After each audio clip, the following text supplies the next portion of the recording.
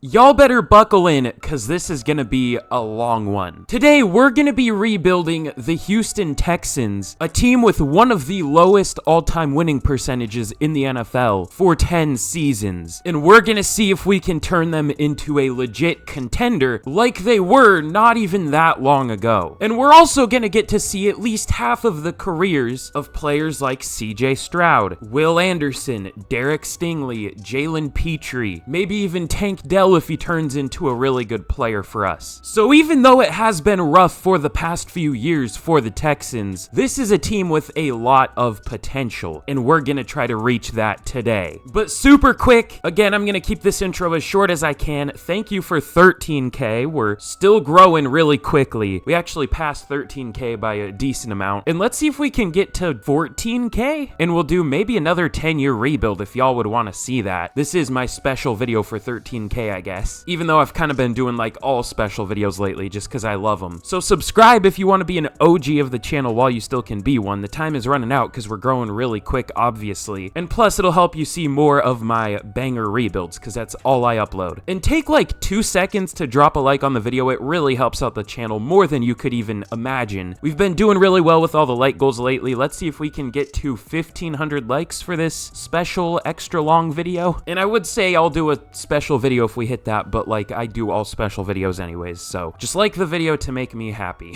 And very last thing, turn on notifications for the channel if you want to make sure you never miss one of these rebuilds, because I'm going to be uploading a lot for Madden 24, obviously. I'm going to try to stay really consistent. I know I missed the video on Friday to make this, or Thursday, but I definitely think it will be worth it. And just let me know down below any fun rebuild ideas y'all might have, because if I pick it, I'll probably give you a shout out or something, I don't know. But that's enough plugging. Get your drinks, get your snacks, I mean it now more than ever, because this is gonna be a very, very long rebuild, and hopefully a very fun one. So let's get into a super quick breakdown of the team. I mean, I already talked about CJ Stroud, Tank Dell, all them. This receiving core is rough, but in real life, I think it has a ton of potential. I mean, I still think Robert Woods is solid. I think John Mechie can be a stud. I think Tank Dell can be a stud. Nico Collins is underrated here. The O-line is really nice now and really deep. I hate that Kenyon Green got hurt. I loved him coming out of Texas A&M. I mean, I didn't love him, but I thought he was good. I do really like Josh Jones, but I don't even know if they're gonna play him. They got him for very cheap from the Cardinals. The tight end group is good. The running back group is very good. The defense is deep, but it's kind of lacking, I guess, current superstars. I guess so is the offense, but at least there's Laramie Tunsil, even though he is a tackle. They have Jimmy Warden in 87, which feels a little generous for sure, but he is good. Will Anderson definitely has the potential to be our superstar on defense. Same with Derek Stingley in real life, but as only a 77 with star. I don't know if he's going to turn into that here, but hopefully. I think I'm also going to give Jonathan Grenard star dev because I do like him a lot in real life, and I think he'll turn into a really good player. I might give quite a few, not quite a few, but a few players here like star dev. Probably Nico Collins, maybe John Mechie. I'll balance it out by giving other division rivals dev traits too, just so I don't entirely cheese it, but I feel like this team should have more dev traits. But anyways, that's enough talking about the team, and let's get into the rebuild, and let's get to year number 1. Nope, what I meant to say is let's get to the mid-season point of year number 1. I need to not record these like half an hour after I wake up. Jesus Christ. Okay, well, at the mid-season point of year number 1, we are 2-4. I was hoping we would be a little better, but that's about fair. I don't know why the Panthers, of all teams, are 6-0. They could be really good this year, but 6-0? I don't know about that. But we have some re-signings to make, and it looks like we have a lot of them. That's almost half the team. 21 contracts to re-sign. Okay, the major one looks like it is Dalton Schultz, which is kind of big. Damn, there are a lot. The Texans are going to be really different in real life this year compared to next year. But Dalton Schultz, we do want back. Isn't like the best tight end in the world, but he is good for sure. We'll offer him 4 years, 34.8 mil. That seems pretty good, and I hate that. What's the point of this in this game? Like, it just makes you wait to re-sign them. It's just annoying. I don't want to wait. Let me re-sign him now. Shaquille Griffin I like, and I think he actually will be pretty good for the Texans this year, assuming he plays. But he is 28 here. There are a lot of good corners in Madden, like their official rosters, which, by the way, I'm gonna start working on my custom rosters soon as Madden updates, like all the players that got cut and everything. So they will be coming very soon. Jonathan Grenard, I like a lot in real life. Apparently Madden one doesn't. They only had him at a 73, but we'll offer him 2 years, 11 mil, and we do get him back. Health has been kind of a problem for him, but obviously no injuries here. Josh Jones, I mean, if this were real life for sure, but he's not interested, and there really isn't a spot for him to start. Tavier Thomas, same deal. I like him, but there isn't a spot for him to start, and he's already 27 and only a 73 in this game. Denzel Perriman, I do want back. He's kind of like our one good linebacker. We'll offer him 4 years, 35.2, and so that means no. I'll reconsider with more offers like this, so he wants like a slightly better one, I guess. Steven Nelson is good, but he's already 30 here. Sheldon Rankins, almost 30. This team is older than I realized. Like George Fant, 31, Jerry Hughes, 35, Neville Hewitt, 30, Eric Murray and Corey Littleton, 29. This isn't a very young team. So I'm gonna be honest, this next year coming up, we might be awful, because we'll be completely like revamping this roster more than likely. Oh, and also, I guess we could trade Josh Jones. I mean, I know they just traded for him, but we're not gonna re-sign him, and we can just send him to a team that would actually need him. Yep, okay, it's only one offer.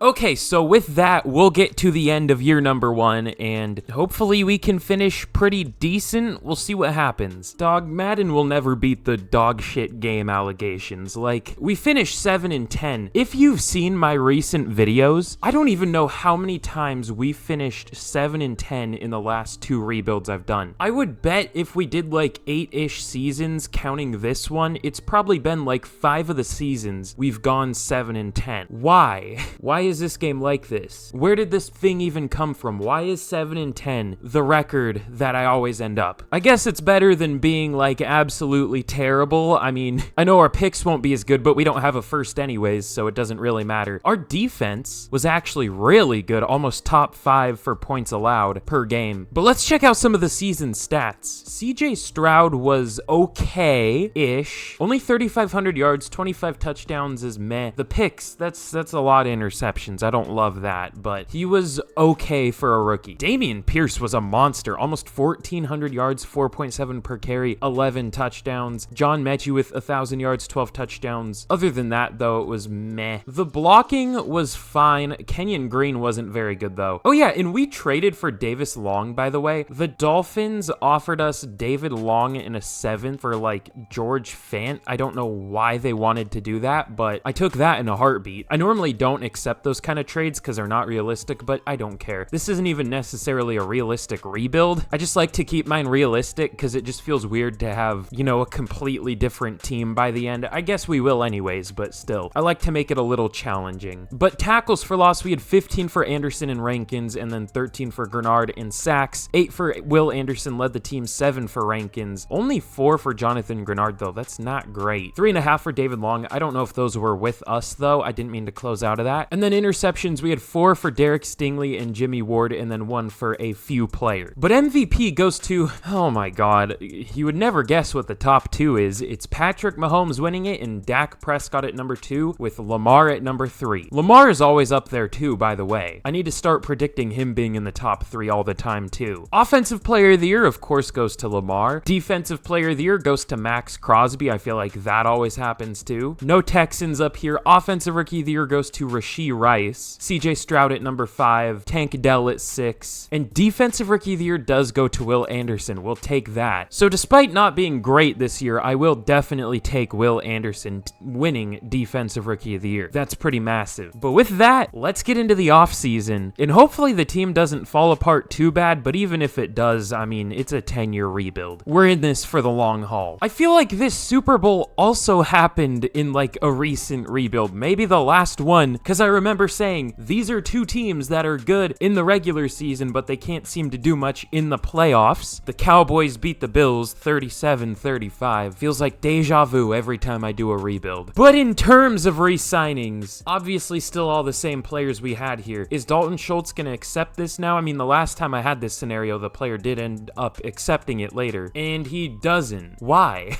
It'd be 14 mil to tag him. I'd rather just try to re-sign him in free agency. I mean, he's interested, so it shouldn't be too hard, theoretically. And I mean, everyone else here, Denzel Perriman's good, but he's old and not interested. Sheldon Rankins, I do want back, though. I mean, he did regress a little bit, but he was very good. We'll offer him 2 years, 14 mil, and he does re-sign. And then Kaimi Fairbairn, I do want back, too, just because he's a good kicker. I don't know if he'll accept this because he's not interested, but he does re-sign. Okay, cool. And then everyone else is just depth or like an older starter, so we'll let all them go. And let's see what we can do in free agency. Hopefully there are some good players here. Okay, well, this is a very, very solid free agent class. There are players like Austin Eckler, Mike Williams, poor Chargers, by the way, Christian Wilkins, Josh Allen, the pass rusher, not the quarterback. Definitely some really solid players here. And we're going to be going for quite a few good ones. And we do have the lead for all of them. We're going for Christian Wilkins, which would be massive. Same with Gabe Davis. 85 feels a little generous, but he does have upside for sure. Could reach that. And I know he's developed throughout the year here. I know they don't have him at an 85. Tommy Townsend, just to have a punter. Dalton Schultz, we're going to try to bring back, and also Patrick Queen and Jeff Okudah. All of these would be starters. We only have one corner on the roster in Derek Stingley, by the way. I didn't realize we let all of them go. I forgot they cut Desmond King. But yeah, these all should be good players, assuming we get them all, which there is a chance, because like I said, we have the lead for everybody. Not even just tied for the lead, just a straight up lead. But let's see if we can sign any of these players. Okay, they all sign except for Christian Wilkins and Gabe Davis, but we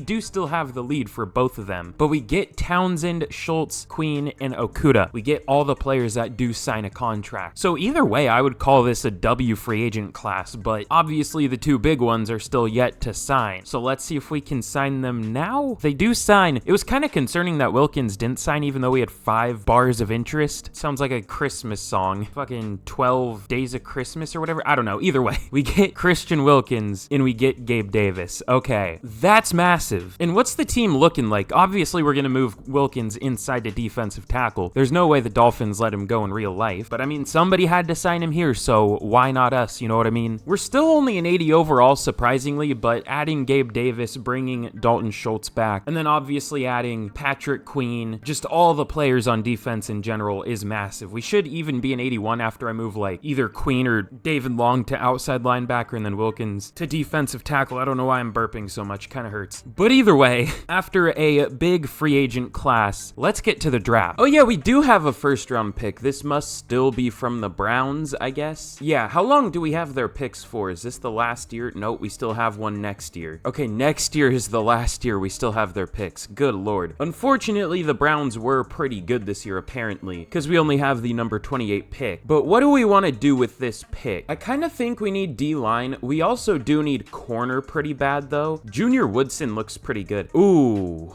very, very good. Okay, I think he's going to be the pick. A man coverage, B zone coverage, B press. Ran a 4.32 and a 4.25 at his pro day. Knowing Madden, he probably won't have like insane speed. Well, no, it'll probably be like 96 though, which is still obviously very good, but maybe not as high as it should be, but still really good. Left-handed just like me for real. Out of Purdue, he is 23, but that's fine. It's going to be a little harder for him to develop, but it is what it is. Let's take him here. I knew it. Normal dev. He's not even as fast as I was being pessimistic with. Only 95 speed for someone that ran a 4.25. What? And only 93 excel. I mean, hopefully he'll be a good overall, but I mean, that isn't like as good as I thought it would be. Not even like close. And now all the pass rushers I wanted are gone, unfortunately. Steve Davis looks solid. He does look pretty good. Not a pass rusher at all, but looks like a good defensive tackle. But we're good at defensive tackle. He does look good, but like we're also good. This guy looks kinda good. I can't actually tell if he's good because he's hardly scouted, and we'll stay away from him. A deep threat with 4.48 speed isn't great. He does have elite excel in agility at least. A deep route, B release, B spec catch. Not as fast as I wanted him to be, but his other ratings do look really good, and we still do need a receiver mostly. Well, we kind of need a receiver. I don't know. This is a harder draft than I thought it would be. We don't really need offensive line. The bad players on it played pretty well. Well, Kenyon Green didn't. Receiver, unless we get someone higher than a 76, they wouldn't even ever play. We do need a linebacker. We did need a corner, but we drafted one. Edge we need, but there wasn't anyone good there. You know what? Fuck it. We'll just go with Sheldon Ratliff out of LSU. Hidden dev, 92 speed, 95 excel in agility. Okay, he might actually be pretty good. He might be close to starting year one. We'll see though. And I think with the last pick we're gonna go with Bo McLean. Bo McLean. No, it would just straight up be McLean. Bo McLean. He has A impact block, B for most blocking stats that are actually scouted. He's just just really strong. He is only the second strongest though. Hold on. Ooh, this screen feels faster now. Did they change it? You can actually scroll through and it doesn't take 5 years. There was an update that took a lot longer than I expected. Maybe they sped things up a little bit. Okay, well, I couldn't find the guard that's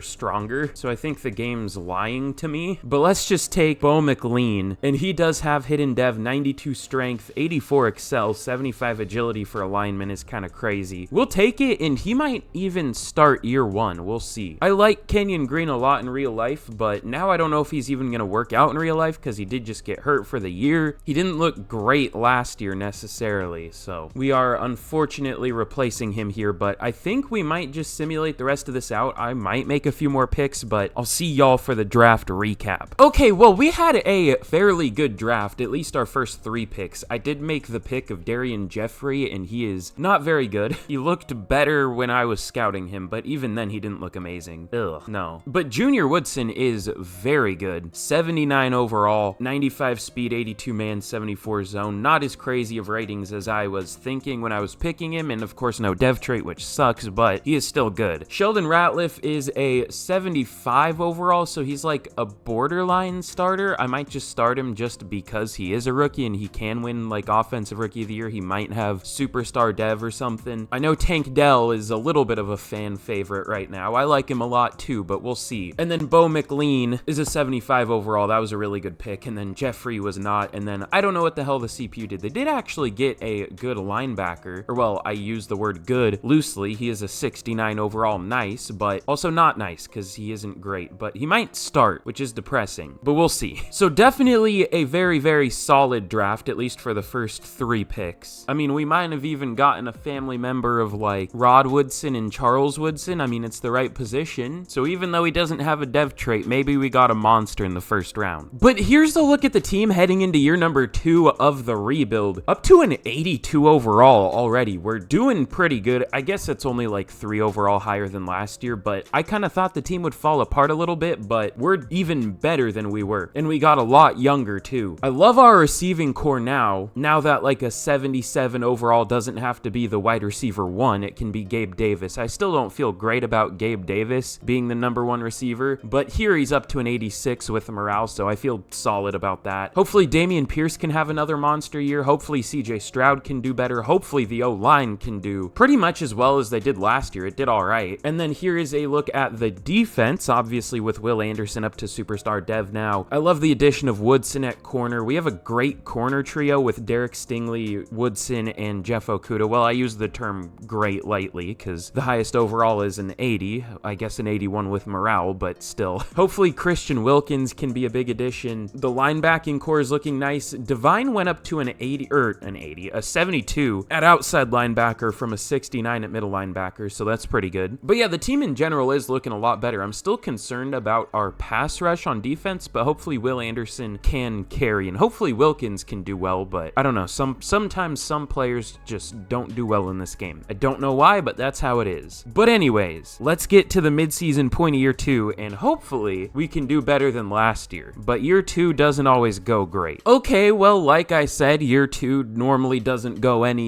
usually doesn't go very well, despite, you know, how good the team actually is. Because we're an 84, and to be honest, that's the highest rating I've seen so far. I mean, obviously there are teams better than us, but we're playing like all teams that are worse than us already. And really, I mean, the 49ers are better, the Eagles are better, the Cowboys are better, the Commanders are the same, the Chiefs are better, but there aren't that many teams that are better. Yet we're 2-5.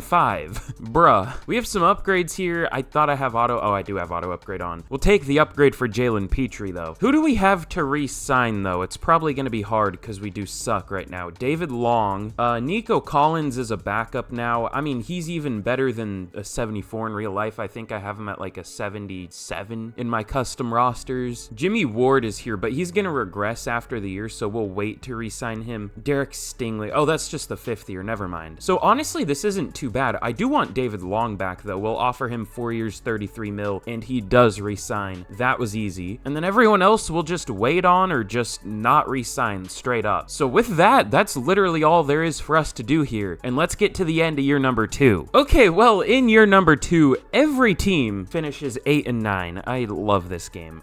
Mom, come pick me up. I'm scared. I don't want to do do this rebuild anymore. It's year 2 and I already want to abort it. Me when I have a child. Ugh, not a good sentence. CJ Stroud wasn't, I mean, he was good, but only 3,300 yards in 17 games. That's kind of crazy. 27 touchdowns is good. Only 10 picks is better than last year at least. Solid completion percentage. He was solid for sure. We'll take that. Rushing, Dameon Pierce wasn't as good as last year, but was still good. 1,100 yards, 4.3 per carry, 10 touchdowns. Ooh, I kind of want a more pass-heavy offense. Dalton Schultz was our leading receiver with 838 yards and 6 touchdowns. Sheldon Ratliff as a rookie, only 600 yards. The 9 touchdowns is good though, but there is zero chance he's winning Offensive Rookie of the Year with that kind of season. The blocking, considering we are very run-heavy, that's not great amount of sacks allowed. The tackles were great. Kendrick Green wasn't, and then the guards were solid for sure.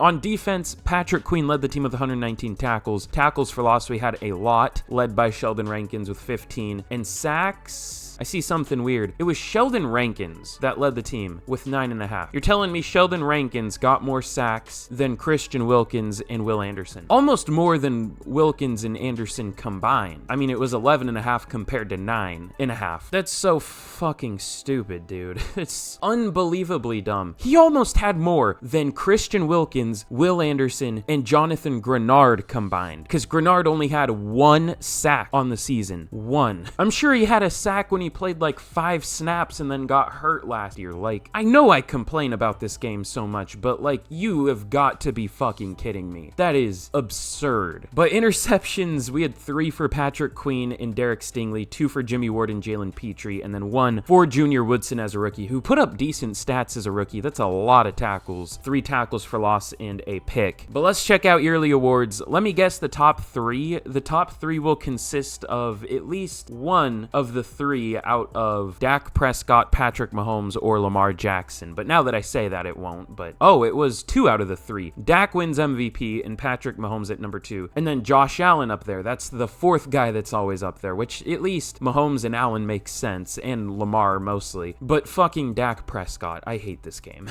Get me out of here. I don't want to be. It's only year 2, dude. I'm in for hell in this rebuild. What team are we? We're the Texans. Josh Jacobs wins Offensive Player of the Year. Defensive Player of the Year goes to ancient Khalil Mack. Why do I keep forgetting what team we are? We're the Texans. Jesus Christ. Max Agnew of the Raiders wins Offensive Rookie of the Year. Sheldon Ratliff at number 3. Defensive Rookie of the Year goes to Marquise Foreskin of the Dolphins. And then that's it for awards. Someone needs to make like a better simulation mod or something like that. That would be kind of fun. Because I don't think it's great when Sheldon Rankins is getting almost as many sacks as our 3 actual good pass rushers combined. But maybe that's just me. I don't know. Not that Sheldon Rankins is terrible or anything, but good lord. Also, I love how the draft logo has just been stuck on the like left corner of the screen. Not like left corner, but like right by where it says off-season staff week. It's just been stuck there since the last year's draft. That's fun. I can't even see who won the Super Bowl because it's stuck like that. It was the Cowboys once again taking down the Raiders 21-13. I have no comment on that. There's no comment to be made. It just speaks for itself. But we will obviously pick up the 5th year for Derek Stingley. I'm concerned that he's literally not interested at all, but I guess he's only an 82 overall here, so I don't know. I guess we'll just see what happens there. Oh god, I realized we had Kendrick Green and Kenyon Green. That's not confusing. Jimmy Ward I want back, but like, he's not interested. 3 years for a 34-year-old safety. I mean, I'll do like 1 year, 5.9 mil, and he does take it. Okay, cool. It probably would have been worth it to just like find a replacement, but whatever. It's fine. He's been playing well, so we'll take it. And now in free agency, there are some good players, but none of them are interested, unsurprisingly. There's Amari Cooper, Tyron Smith, Charvarius Ward, Wyatt Teller. Tua is interested, but we don't need Tua. Trey Smith, we don't really need any more offensive linemen. Maybe a center, but we're not going to play him at center, obviously. DJ Reed, who still has normal dev in this game for whatever fucking reason.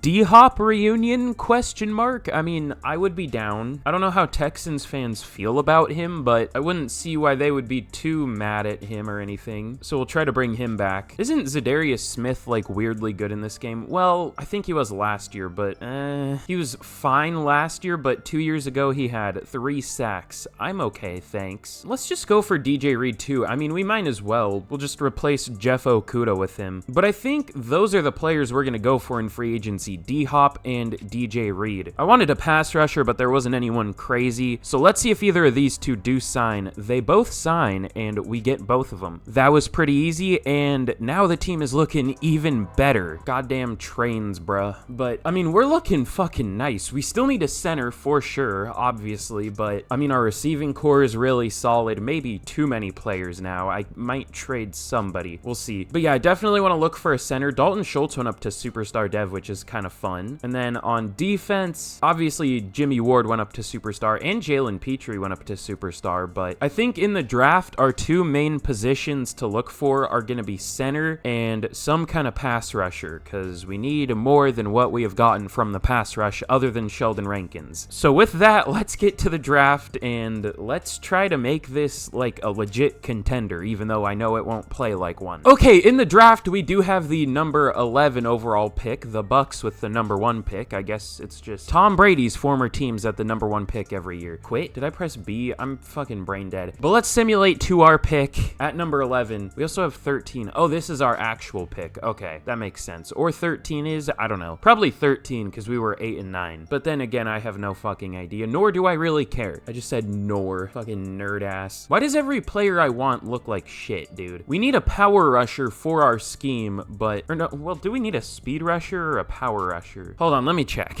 No, it's definitely power. Unfortunately, only speed rushers look good here, so that's just my luck. Do I reach on a player that looks bad just because he's a scheme fit? I might. I mean, at least he's strong-ish. I don't know if his power moves is good. I don't know if anything about him is good. His tackle isn't good. The only things that are scouted on him are not good, so I don't know why I'm considering taking him. I know he's gonna be bad, but I'm also considering taking him. Yeah, let's take him. Fuck it. Normal dev, unsurprisingly, he's gonna be a 70 overall, and he will never see the field, just like I will never see any bitches. Colin McIntyre, that kind of just sounds like a fucking offensive lineman name, I'm not gonna lie. And he's from Iowa. I mean, he didn't look good, but he screams offensive lineman, to be honest. Oh, shit. This dude's really strong. We might think about Roman Owens. That's a goofy name. Okay, well, Jamar, not Lamar. Jamar Gross does look really good, too. His power isn't very good, but everything else does look good, which is confusing, because he's a strong lineman, but whatever. Certified EA Classic. Should I go with one of the speed rushers, just because I know that last guy we got wasn't good, and we can get, like, a good lineman later? Let's go Damon Hall, or Damon Hall, I don't know. He looks okay. He's really fast. Well, he's fast, for sure. Good combine overall. Good enough ratings. I don't love the play rec, but everything else is fine, and the block shedding isn't great, but fuck it. Hidden Dev, 86 speed, 86 excel, 81 strength. He looks good for sure. He looks a lot better than the last guy. And I think we're gonna get rid of, what the hell is his name? Jonathan Grenard now, because, like, he's been unbelievably terrible. Okay, now we'll take Jamar Gross, probably gonna be our center. Looks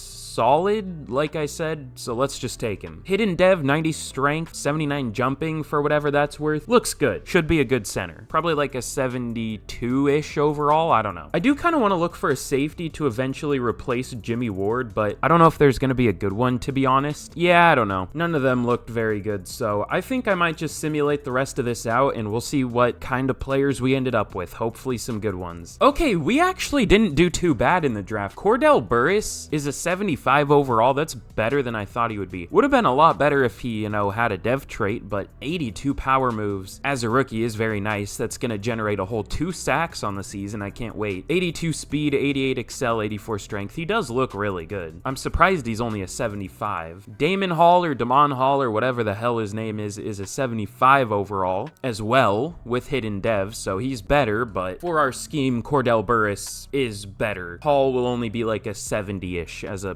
pass rusher for us. And then Jamar Gross at center was a 74 at guard, but goes down to a 73 at center, but that's fine. Not a very good pass blocker. Well, no, he's about the same in run and pass block, so he's just pretty well balanced in terms of that at least, but definitely more of a finesse guy. And then this Tracy Thomas guy I took in, third round, does look pretty solid as well. Only a 69 overall, but does have the hidden dev, is a good scheme fit, so we'll take it. And then the CPU did okay. It took some fine depth. So with that, I'm ready to get into year number 3 of this rebuild, and we should be looking really good, and I might work on a trade here. We'll see. All right, here we're going to be trading Kenyon Green to the Cowboys for a third round pick. He's staying in Texas, I guess. So Texas to Texas to Texas once again here. He'll start for them, obviously, and maybe a third is too much to take for a only 73 overall lineman, but to be fair, they traded a fourth for Trey Lance. I guess that's different because it's a QB, but still, again, I'm not really committing to this being a realistic rebuild. We'll just take what we can get for whatever players we have, and he'll be a starter for them, so it works out. All right, and we're also going to be trading Jonathan Grenard to the Colts for a third round pick.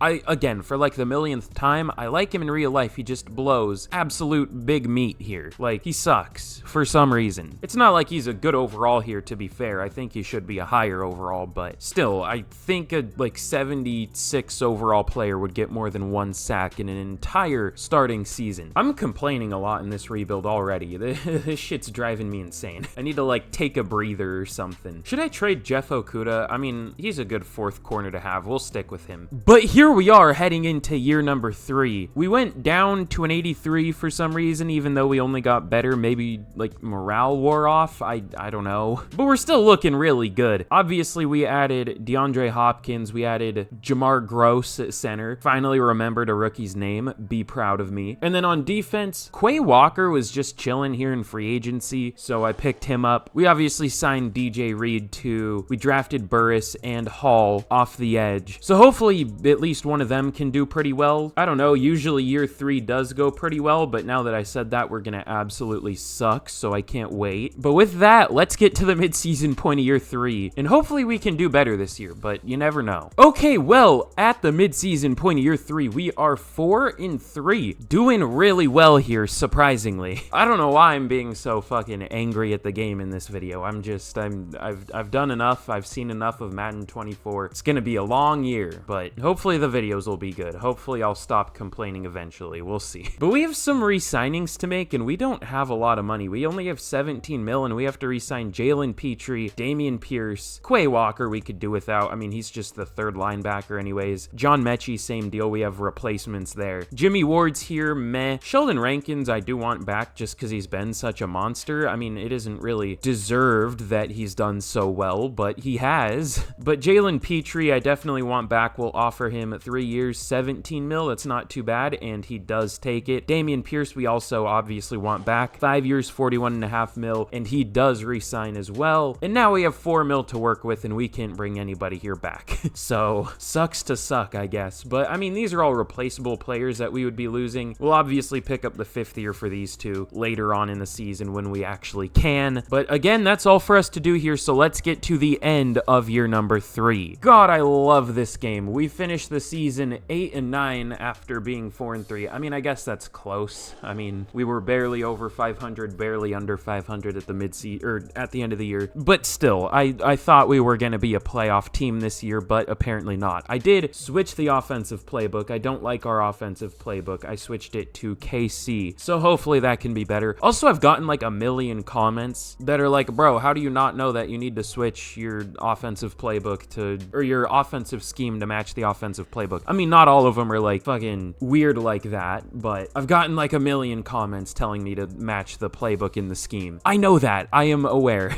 It still sucks for me like 90% of the time though. CJ Stroud was good. It's just we didn't pass very much. 3,200 yards for him, 22 touchdowns and only 2 picks. Hopefully the KC offensive playbook will be better because those are good stats, just they would have been better if he passed more. Damian Pierce with almost 1,400 yards again, 4.5 per carry, 13 touchdowns. D-Hop with 1,000 yards and 15 touchdowns, good lord. And then like nothing outside of him though. Blocking, Laramie Tunsil was bad, and Bo McLean, and Jamar Gross. Our offensive line was kind of gross this year. I'm hilarious, you better subscribe to me right now and like the video. On defense, of course, Quay Walker was like our best defensive player when he needs a contract. 132 tackles, 8 tackles for loss, 4.5 sacks, and 2 picks. Patrick Queen also had a lot of tackles. Tackles for loss, 16 for Will Anderson, 14 for Wilkins, and then 11 for a couple players. But you would never guess it, our pass rush sucked once again despite having a lot of good players. I fucking hate this game. Quay Walker had more sacks than a starting pass rusher for us, a starting first-round pass rusher. Why? But Wilkins led the team with 8 sacks. At least it was a good player that led the team. Will Anderson with only 6.5, 4.5 for Rankins, and then only 4 for Cordell Burris as a goddamn starter. Interceptions, we had 5 for Derek Stingley, 4 for Queen, 3 for Reed, 2 for Walker and Ward, and then 1 for Woodson and Petrie. Let me guess the top 3 of MVP. It's gonna be either Dak, Mahomes, Allen, or Dak, Mahomes, Lamar. It is Lamar, Mahomes, and Hurts. Okay, and then Dak at number 4. So at least a little bit different this year, but not much. I think my biggest complaint with this game is there's like no diversity in the seasons. Like it's always the same players doing well. There's like no rookies up here. I did see one, which is surprising, Simon Agnew for the Commanders. But like it's always the same QBs doing well, and half the time it's not even like actual good QBs in real life doing well. I mean, it's like Desmond Ridder, which, you know, that's fine. He can develop in real life. Same with like Justin Fields or something. Like that's fine, but it's just always the same goddamn players. Josh Jacobs up here every year. There are no like massive breakouts or anything. But defensive player of the year goes to TJ Watt. Quay Walker at number 4 up there. Offensive rookie of the year goes to Brett Berger of the Dolphins. Cordell Gillespie, our like 3rd string running back, at number 4, or probably number 2. I don't even know. And then defensive rookie of the year goes to Ladarius Brown for the Browns. That's fitting. Cordell Burris at number 4, even though he kind of sucked. So again, disappointing year, but hopefully the offense can be better next year. We'll find out though. So let's get into the offseason and let's hopefully not suck again next year. I would say hopefully let's upgrade the team, but the team's already pretty good. I mean, we can definitely do more, but it's already pretty good. I don't know if we have the most money this year, so we'll probably have to restructure some contracts here. But in the Super Bowl, of course, it's still glitched with the NFL draft thing. I wonder if I close out if it'll fix it. Okay, it looks like it did. Okay, well, that's not too hard of a fix, but it still doesn't show like what happened in the last week, unless they just took that away now. But the Ravens beat the Eagles in a very high-scoring Super Bowl, 42-35. Both 11-6, both bird teams that have good defenses, at least in real life, but apparently not here. We have a couple upgrades for Derek Stingley. Oh, probably because he had so many picks. He might have won like best DB or something, or best corner. Is it just best corner or is it best DB? I don't know. But it looks like he did go up to superstar. I saw the little ability slot thing there. And yeah, up to an 86 with superstar dev now, finally reaching what people thought he could be in real life, myself included. Not quite like the top tier corner yet, but still number 18 in the NFL, so definitely not too bad. And should keep growing, of course. But let's get to the next week and let's see if we can restructure some contracts, because I want to bring Quay Walker back, of course. So let's see what we can do. Is it fucking windy in here or something? Why is his hair doing that? What? That's a new glitch. It's like spazzing out. The demons are trying to come out of his head or something. I don't know. That's a new one. Okay, I'm also gonna cut Titus Howard. I would rather have 18 mil to work with than a not amazing tackle. I mean, I understand the contract in real life, but for Madden, it just doesn't make any sense. We could probably get a player of his caliber, or maybe even better, for like considerably less money. So now we should have like a decent amount of money to work with, maybe 30 mil. Oh, 46 mil. Okay, that'll definitely do it. But we'll definitely pick up the 5th year for Will Anderson and CJ Stroud. Quay Walker, I definitely want back. Ooh, that's expensive. Maybe we could tag him, because I don't know if he's gonna repeat his success last year. 6 years, 90 mil. Nice. Oh, and he does take it. Okay, cool. That's fine. I mean, it's paying him like he's a pass rusher, which is beyond stupid, but it's still not a bad deal regardless, considering how well he played. Jimmy Ward has X factor. I mean, he's gonna be a backup, but he'll be a really good backup to have. I did see something interesting, which I may remember to show y'all. I might not. Eventually, y'all will see it though. But I guess we'll offer him this. He's not interested though, but that's fine. He's down to a 74. Sheldon Rankins I want back because he's been playing well, but if he doesn't take this, that's fine. He does. Okay, cool. Not too expensive there. And then everyone else is just depth or easily replaceable. Mostly depth except for Mechie. So let's get into free agency. Oh yeah, what I was gonna show is this safety that the CPU drafted, Dakota Carter, has superstar dev. He's already 20 25 though. That's not great. I also did see something else. Who was that? Whitlock. This Whitlock guy, Rashard Whitlock, has X-Factor. Why did we get two random monster dev trait defensive backs that aren't even good overalls and probably won't ever be a good overall? Is he a good safety? He kind of is. I wonder if it would be better if we moved Whitlock to safety, because he goes up there, and then Carter to corner to be like a nickel corner for us or something, because he's better in man. He doesn't go up, but I guess he doesn't go down either. So that kind of works out, I guess. We could also just leave that other guy at safety. We'll see. We'll figure it out. And in free agency, there are some good players here, to be honest. I kind of want a new tackle, but I don't know which one I want to go with. There's Ronnie Stanley, Tyron Smith, Trent Brown, Ike Ekwonu. We could go for Charles Cross. Whoever we would be getting, we would obviously be moving over to right tackle. We could go for Braden Smith, but he's not interested, so How does Ike do in this game? That's not Ike. How does he do in this game? That's pretty solid for Madden. I would imagine that he already has a ton of offers, though. Yeah, I don't know if we're competing with the Commanders there. What about Charles Cross? It would be moving him over to right tackle, but no. We are not doing that. Why is he so terrible in this game? Tyron Smith is old, but he's good, but it would be like a 1-year deal. He's probably just gonna retire next year. And then Braden Smith, how does he do? Pretty good. Are there other teams really interested, though? Yes, the Steelers. So we might just have to go back with Titus Howard again. I mean, he's been good for sure. We'll offer him 2 years, 16.2 mil, and hopefully he'll sign. But I'll just look through the rest of this, and hopefully there's some other good players that we could get. Okay, well, the Broncos have the number 1 pick here. We pick at number 13 once again, and now I don't really know what we need. I still think we do need a pass rusher, but none of them look very good here. Well, Devin Nash looks pretty good. He's fast for a power rusher type. He's pretty much 280 pounds and ran a 4.68. He doesn't look good though. His block shed sucks. His pursuit isn't very good.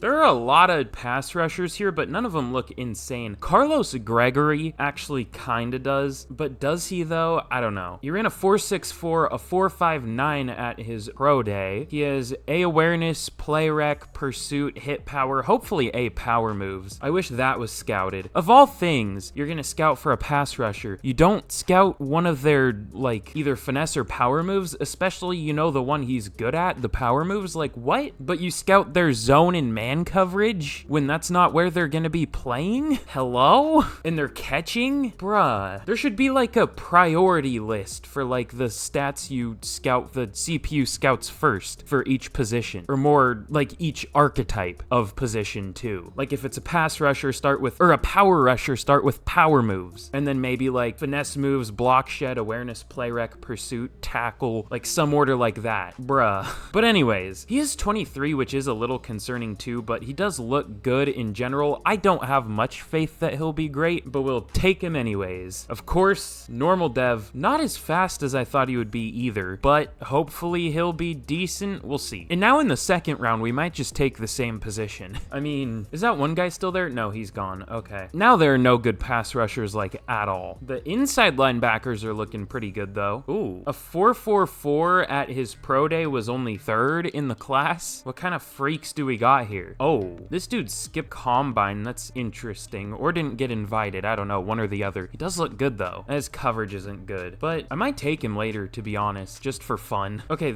this is the fastest linebacker. Doesn't look very good, though. How many goddamn middle linebackers are there? That dude ran a 4.76. That's disgusting. I guess we'll go with James Beatty. The Giants had a lineman with that last name. I think his name might have been James, that last name. I could never pronounce it right. I don't know why. No, I think it was Will, maybe. Yeah, it was Will Beatty. Beatty? I don't know, probably not even a quarter of the people listening even know who that is, I bet. But he doesn't even look good. I don't know why I felt like talking about him. I don't think he's who we're gonna take. I think we're gonna go, I don't know. He's not very strong, but he is really fast. It doesn't matter. Whoever we take here isn't gonna start anyways. Let's just take him. Hidden dev, 91 speed. We'll take it. And then I guess we'll go with a lineman here, I guess. Ooh, this receiver looks kind of crazy. He's gonna be really slow. I'm guessing that's why he's still here. Oh, he's not, though. He's not super fast, but he's not slow. I don't know what the problem with this guy is. Maybe his short route running, I guess, and injury, but we don't really care about that here. Let's go Kevin Jeffries. Was projected to go though, in the first round. It definitely did not. He's stronger than the linebacker we just took, so that's great. Let's take him. Normal dev, unfortunately, but 92 speed, 93 jumping. Doesn't look great, but looks like good value for the third round. And we only have like 5 receivers on the roster. And then I guess we'll go with, I'm between these two players, Edward Hamels or Brian McLean. Let's go with McLean. He's actually listed with good strength, while Hamels is only listed with solid, even though Hamels had more bench reps, so that doesn't make sense, but we'll go with McLean with the last pick that I'm gonna take here. Normal dev, unfortunately, so I might actually take the other center next, just because, or I might take someone else. I don't know, we'll see, but I'll see y'all at the end of the draft. Okay, well, once again, this was a very solid draft. Carlos Gregory is very similar to the guy we drafted last year in the sense that he's like, you know, a similar overall. The other guy was a 75, Gregory's a 76, and no dev trait. But again, very similar, like almost the same power moves, almost the same speed, almost the same strength. He's pretty much just the same player. Just slightly better than the other guy was as a rookie. And we'll probably start him because that other guy did kind of suck as a rookie in terms of stats that he put up, but I don't know if Gregory will do much better. I guess we'll find out. James, insert last name here. The linebacker is a 73. He's looking very good. Probably not going to see the field literally at all this year, but looks good. Kevin Jeffries is good as a 73, or at a 73. Brian McLean is a 74 overall. He looks really nice. Of course, no dev trait, unfortunately, but still. The center looked a lot better. He was supposed to be a UDFA, so I don't know why I took him in like third round, but I just liked his strength and lead block, but doesn't look very good. And then Titus Chancellor, another linebacker I took. I actually took every pick in this draft. I just tried to fill out some depth later on. Like, we only had 2 defensive tackles. We only had 1 QB, so I just took some random ass players there that I thought looked okay-ish. But with that, let's get into year number 3 of the rebuild. I'm already losing track. This is... I'm gonna lose track so bad, dude. But here's a look at the team heading into year 4, I think it is. I'm pretty sure. I'm gonna lose track of this so bad. If I already am, I'm either gonna do like a year too many or a year not enough. Like, I don't know. We'll see what happens. But I think we are in year number 4 now. I'll have to double check that. But we're up to an 85 overall. We're looking solid for sure. I was hoping we would be a little better at this point. Okay, yeah, CJ Stroud has 3 years experience, so we are in year 4. But speaking of CJ Stroud and what I was talking about before, I was hoping he would be better by this point. He's been playing solid for sure, and hopefully he'll do better now that we're a more pass-heavy offense. But we'll see what happens. And then here is a look at the defense. I want to start Whitlock at strong safety, so I'll change that, but everything else I think is going to be as is. We're going to start Gregory and hope that he can do better than Burns. We have a really deep edge group, by the way, with Will Anderson, Gregory, Burris, and Hall, and Thomas with a star dev all the way down there. So we're not looking too bad there, even though they don't play well. But lots of dev traits here. I mean, 1, 2, 3, 4, 5, 6 superstars in an X factor. On offense, only 1 superstar, but our defense for the future of this rebuild should be good, and our offense is already good, so in other words, we're looking pretty good for like the millionth time. But with that, that's all for me to show here, so let's get to the mid-season point of year 4, and hopefully we can do all right, but we'll see. You know what? Despite how good we make the team, we might just never be good here. We are 2-5 with an 86 overall team. This year, our offense is good, but our defense randomly sucks despite being only upgraded. Well, I guess we lost Jimmy Ward, but like that's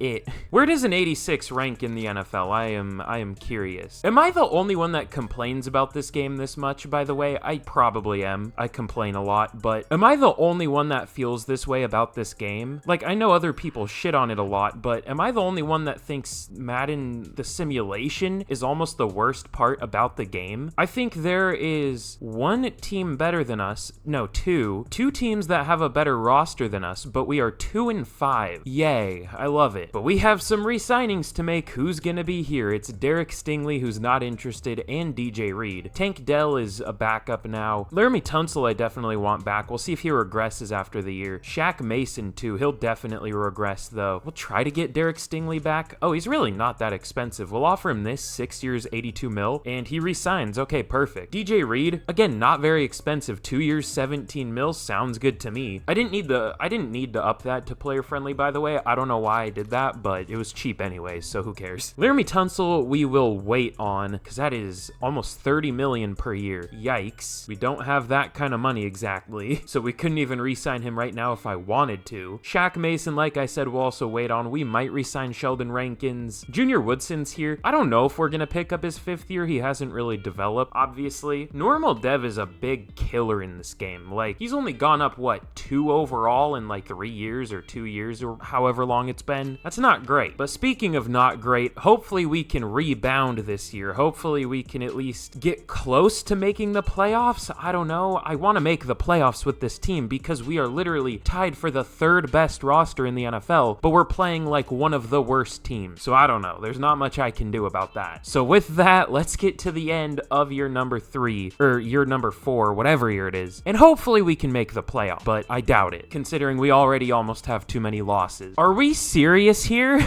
Every time I play this game, I feel like this is some kind of joke. We finish 4-13 with the 3rd best roster in the NFL. There's only so much I can do, man.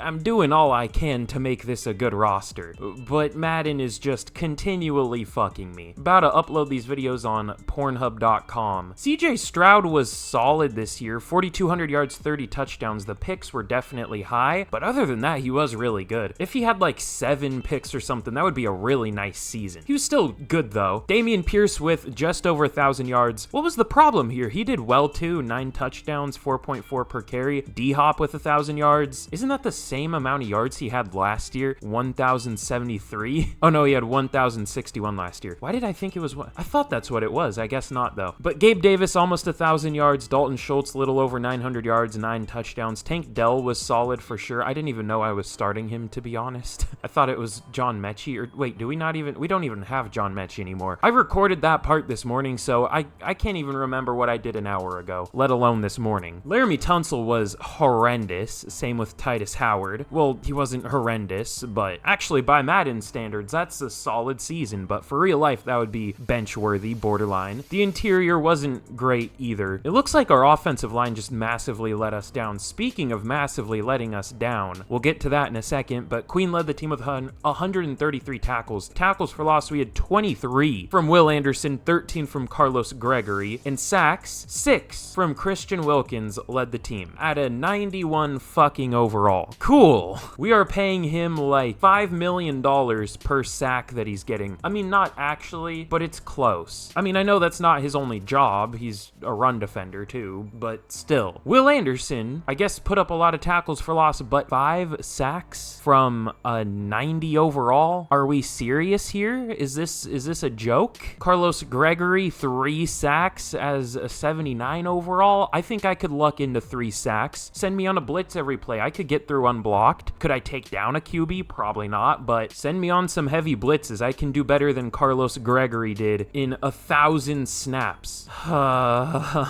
First round pick, by the way. DJ Reed and Derek Stingley each had 3 picks and then 1 each for a few players.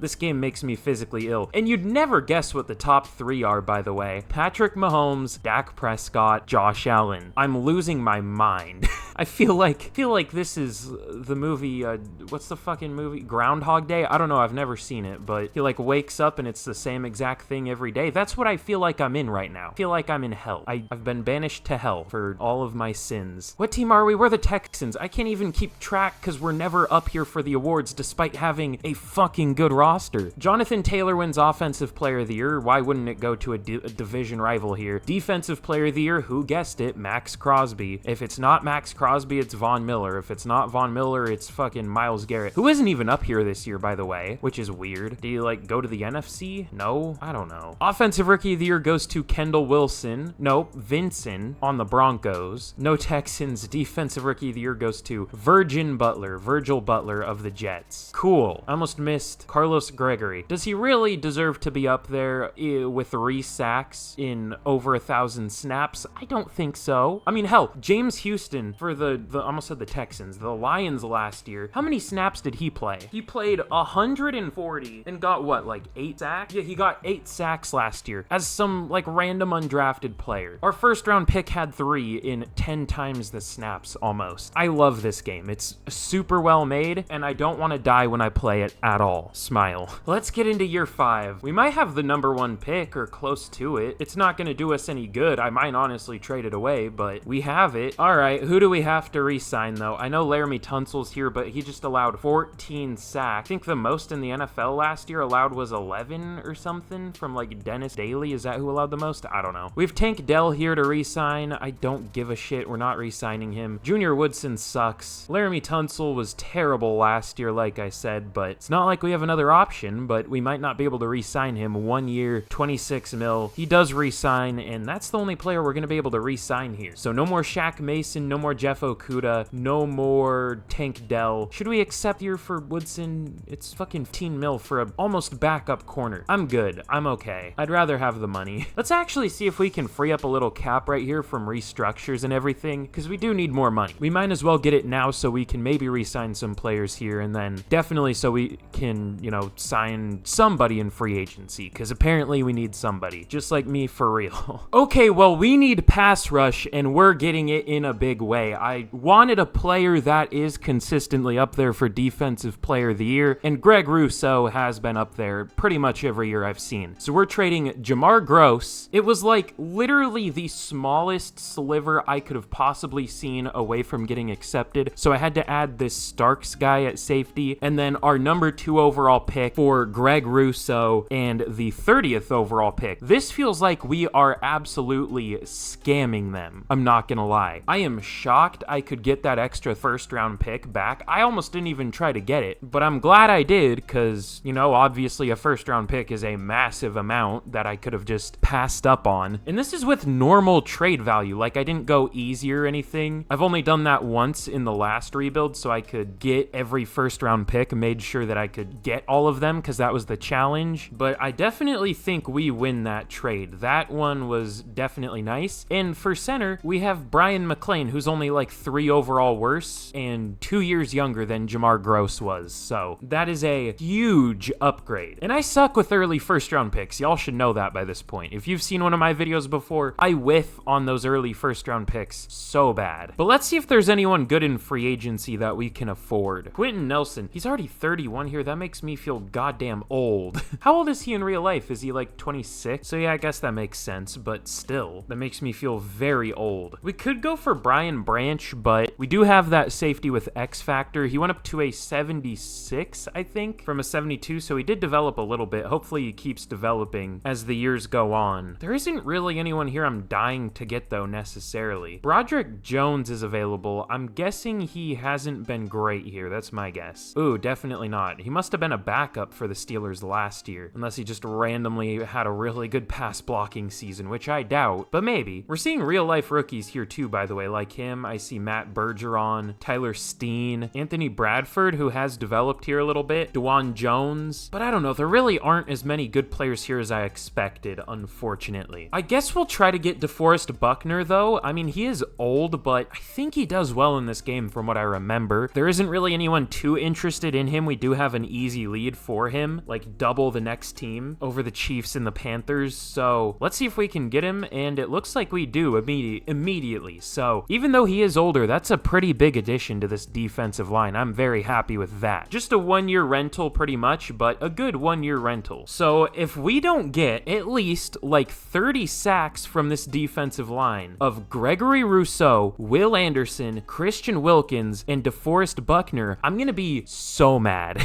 I mean, I know we're not going to. I'm setting myself up for failure, but still. But let's get to the draft and hopefully we can do something. Okay, well, in the draft, this game apparently just hates the Patriots for some reason. And the Bills have the number 2 pick. That division must have sucked. I have like 5 cords connecting shit for me to record these rebuilds. I have like a headphone charger, headphone cord, controller cord, mic cord, and they're all somehow wrapped around the same part of my chair, and I can't get them off. Okay, I got them. Never mind. But we have the number 30 overall pick, obviously. Oh no, the Bills have the number 2 pick from us. I'm so stupid. Jesus Christ. I need to be put down like a sick dog. dog. But what do I want to do with this pick? We really only need offensive line. Now, we have other positions that don't play well, but I wouldn't really say their needs in terms of overall. Why'd I go to D-line? We need O-line. Ooh. Pat Palmer. Yeah, looks good enough for me. F injury. I agree. Injuries suck. F injury. That's such a stupid joke. I'm sorry. But he does look really good. Is Carl Shaw any good? I didn't focus scout him. He also looks really good. He honestly might be better, and he's a year younger. Yeah, let's go Carl Shaw this round. Out of Texas, left-handed just like me for real. 91 strength, 78 excel, 69 speed. Nice with that sweet, juicy hidden dev wearing number 69. Oh, we don't even need the other guy. We'll just keep him. Fuck it. He's a legend already. Future all-pro Carl Shaw. Can't wait for him to allow 15 sacks this year for no reason. Bill Crossan. Your girl crossing these nuts up. She sucks so good. Sorry. Never mind. Ooh. I was like, Connor Jackson looks pretty good, and then I see his combine. He ran a 4.8 with 16 bench rep. That's like I was gonna say that's like a receiver combine, but not even with 4.8 speed. That's like a fucking box safety combine, but the 4.8 is terrible. I don't even know what that's like. That's just terrible. Holy shit. There's some good linemen this year. I think we're just gonna go back to back to back linemen, because why not? We'll go with Pat Palmer here, out of Oklahoma State. Y'all have seen him. 92 strength, hidden dev. Beautiful. And then in the third round, I just like blew through that pick. I don't know why. In the third round, we're gonna make sure this offensive line plays pretty well. We're gonna go with Colton Brewer, I think it was. No, it was Easton Hyder. Very white name. Very good ratings. A, awareness, run block,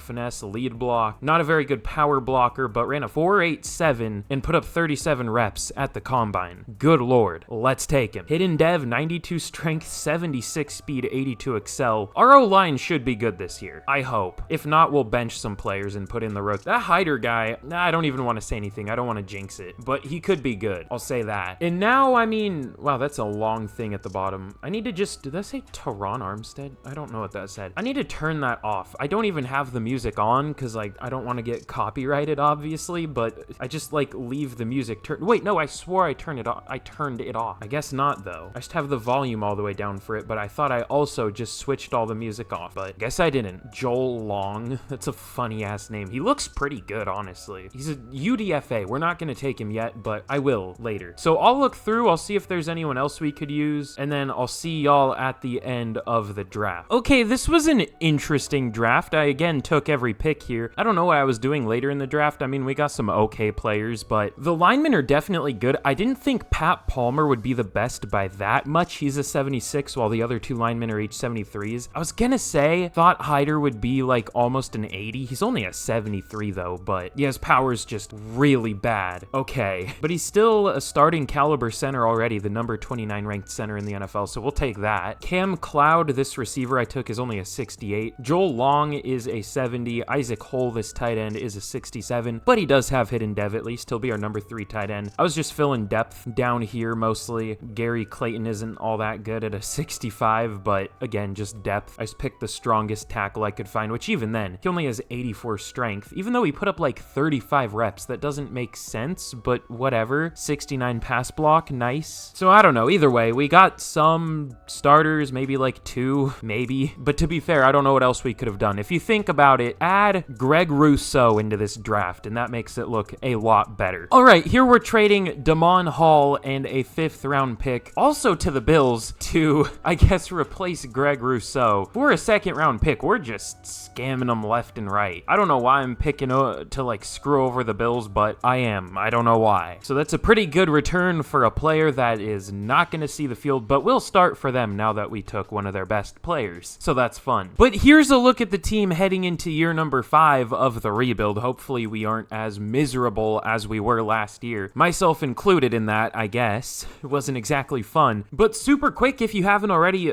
we're like halfway through, almost-ish, kind of. I guess halfway would be the mid-season point of this year, but be sure to like, be sure to subscribe if you haven't already. I would very much appreciate that. It takes you like 2 seconds to do both of those, 1,500 likes or whatever I set the goal to, and I can do something similar to this again, maybe another 10-year rebuild. It would help me know that y'all enjoy these. And of course, subscribe if you want to be an OG of the channel. And also, let me know any fun rebuild ideas y'all might have down below, because that's where I get most of my rebuild ideas. I have another fun one planned coming up that's different than anything I've ever done. Mostly. I mean, it's somewhat similar to a one I've done recently, but also not at the same time. time. You'll see. Turn on notifications if you want to make sure that you catch that. It's going to be really fun. But anyways, enough plugging. This is how the offense is looking. Y'all have been staring at it for a minute, probably. We're going to start Hyder and Palmer on the offensive line. I kind of want to bench Titus Howard. We definitely might. If he does suck, we could like slide Palmer over or Shaw or whichever one looks like they'll be a better fit at tackle. Dalton Schultz also went up to X Factor, which is interesting. I wouldn't say he's been that good, but I guess we'll take it. It doesn't really matter, but we'll take it. And then the defense is obviously looking very good. Titus Chancellor, I think his name is, right? Yeah, Titus Chancellor. Actually remembered a name. Be proud. Is a superstar, so that's cool, I guess. I mean, we still have David Long. I'm starting Chancellor over him on the depth chart, even though he is a lower overall, but still, we're starting him there. Hopefully, Whitlock. Okay, what's his first name? I want to get better at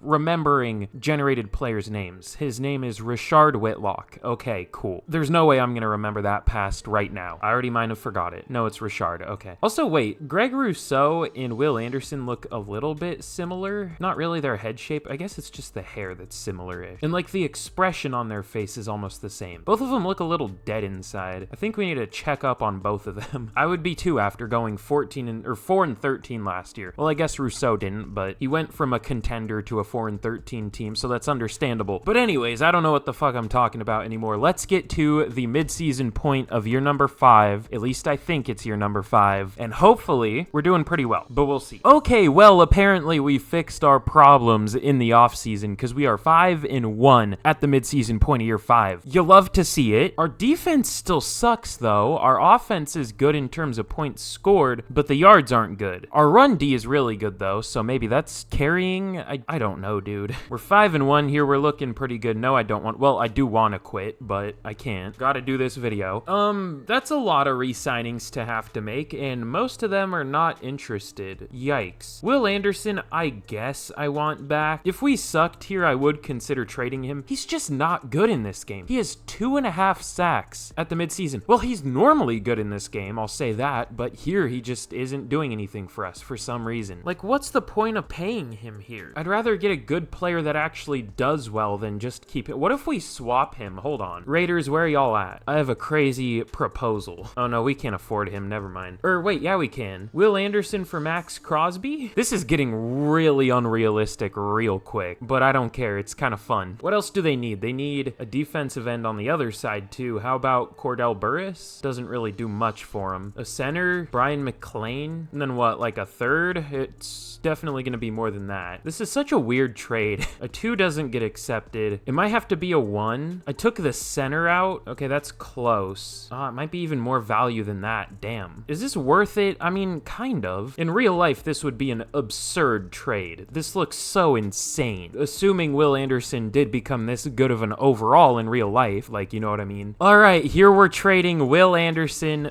Burris, James Beatty or whatever. I'm glad to get rid of him because I don't know how to say his last name, and a 1 and a 2 for Max Crosby, who's been very good here. I didn't want to pay a player to play poorly, so we're going to pay a player to do well, is what we're essentially doing here. So that's a pretty big get, to say the least. This team is slowly resembling the Texans less and less as the years go on. But we still have some re-signings to make. That was just our one of many re-signings. CJ Stroud is not interested, but he's also not very expensive. 6 years, 175 mil. Improve how this team aligns with my interests. Money? Smile? I mean, that's what we're offering you. That's all we can offer you. Money. So I don't know what to do about that, but fair enough. Bo McLean? That's a lot of money. Is he really like one of the best guards or something? Like, I'm surprised he wants that much. Oh, he's a top 5 left guard at an 82 overall? Bruh. I think we're good. I think I might just draft somebody, or I don't know. He's not a very good guard. I mean, he's doing well this year, but he hasn't like every other year. Sheldon Ratliff is replaceable. Junior Woodson's replaceable. Christian Wilkins I want back. We'll offer him 2 years, 38.2 mil. He resigns. Buckner, we'll see. Tunsil, we'll see, I guess. He's doing okay. That first year, or 2024, I guess, he was really good, but since then he's been not great. And then that's pretty much everyone. Oh, there's also D-Hop here, and Titus Howard, and I guess Sheldon Rankins isn't a starter anymore, and Tommy Townsend. Why is this like half of our starters in 1 year? How did I set us up like that? But anyways, long mid-season over. Let's get to the end of year number 5, and hopefully we're in the playoffs, but we'll see. You never never know. Okay, well, here we are at the end of year number 5, and y'all already know why we're here. I wish I didn't plug literally like 2 minutes ago.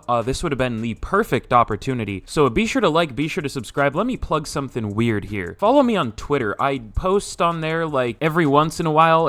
I've been trying to say something like every day, but sometimes I just forget because I have like 70 followers over there. So if you want to be literally one of the first 100 followers, follow my Twitter, link in the description. I post absolute deranged shit on there sometimes. It's fun. I be schizo posting on twitter.com every once in a while. But this is how the team is looking at the end of year number 5. Really amazing roster, especially this defense, up to a 91 overall on defense. Still only an 85 on offense, but it's still good, obviously. But if you couldn't guess already, in year number 5, we finally made the playoffs, going 10-7 with an 87 overall team. Now, I'm going to do this again. I want to check where an 87 ranks in the league. The Raiders are an 86. We're better than them. Lions and Jets are an 86. Ooh, the 49ers are an 89. Good lord. The Falcons are also an 87. The Dolphins are an 88. The Commanders are an 87. The Chiefs and Chargers are an 87. So it looks like we are tied for the 3rd best roster still in the NFL. We started off this year really good too, by the way.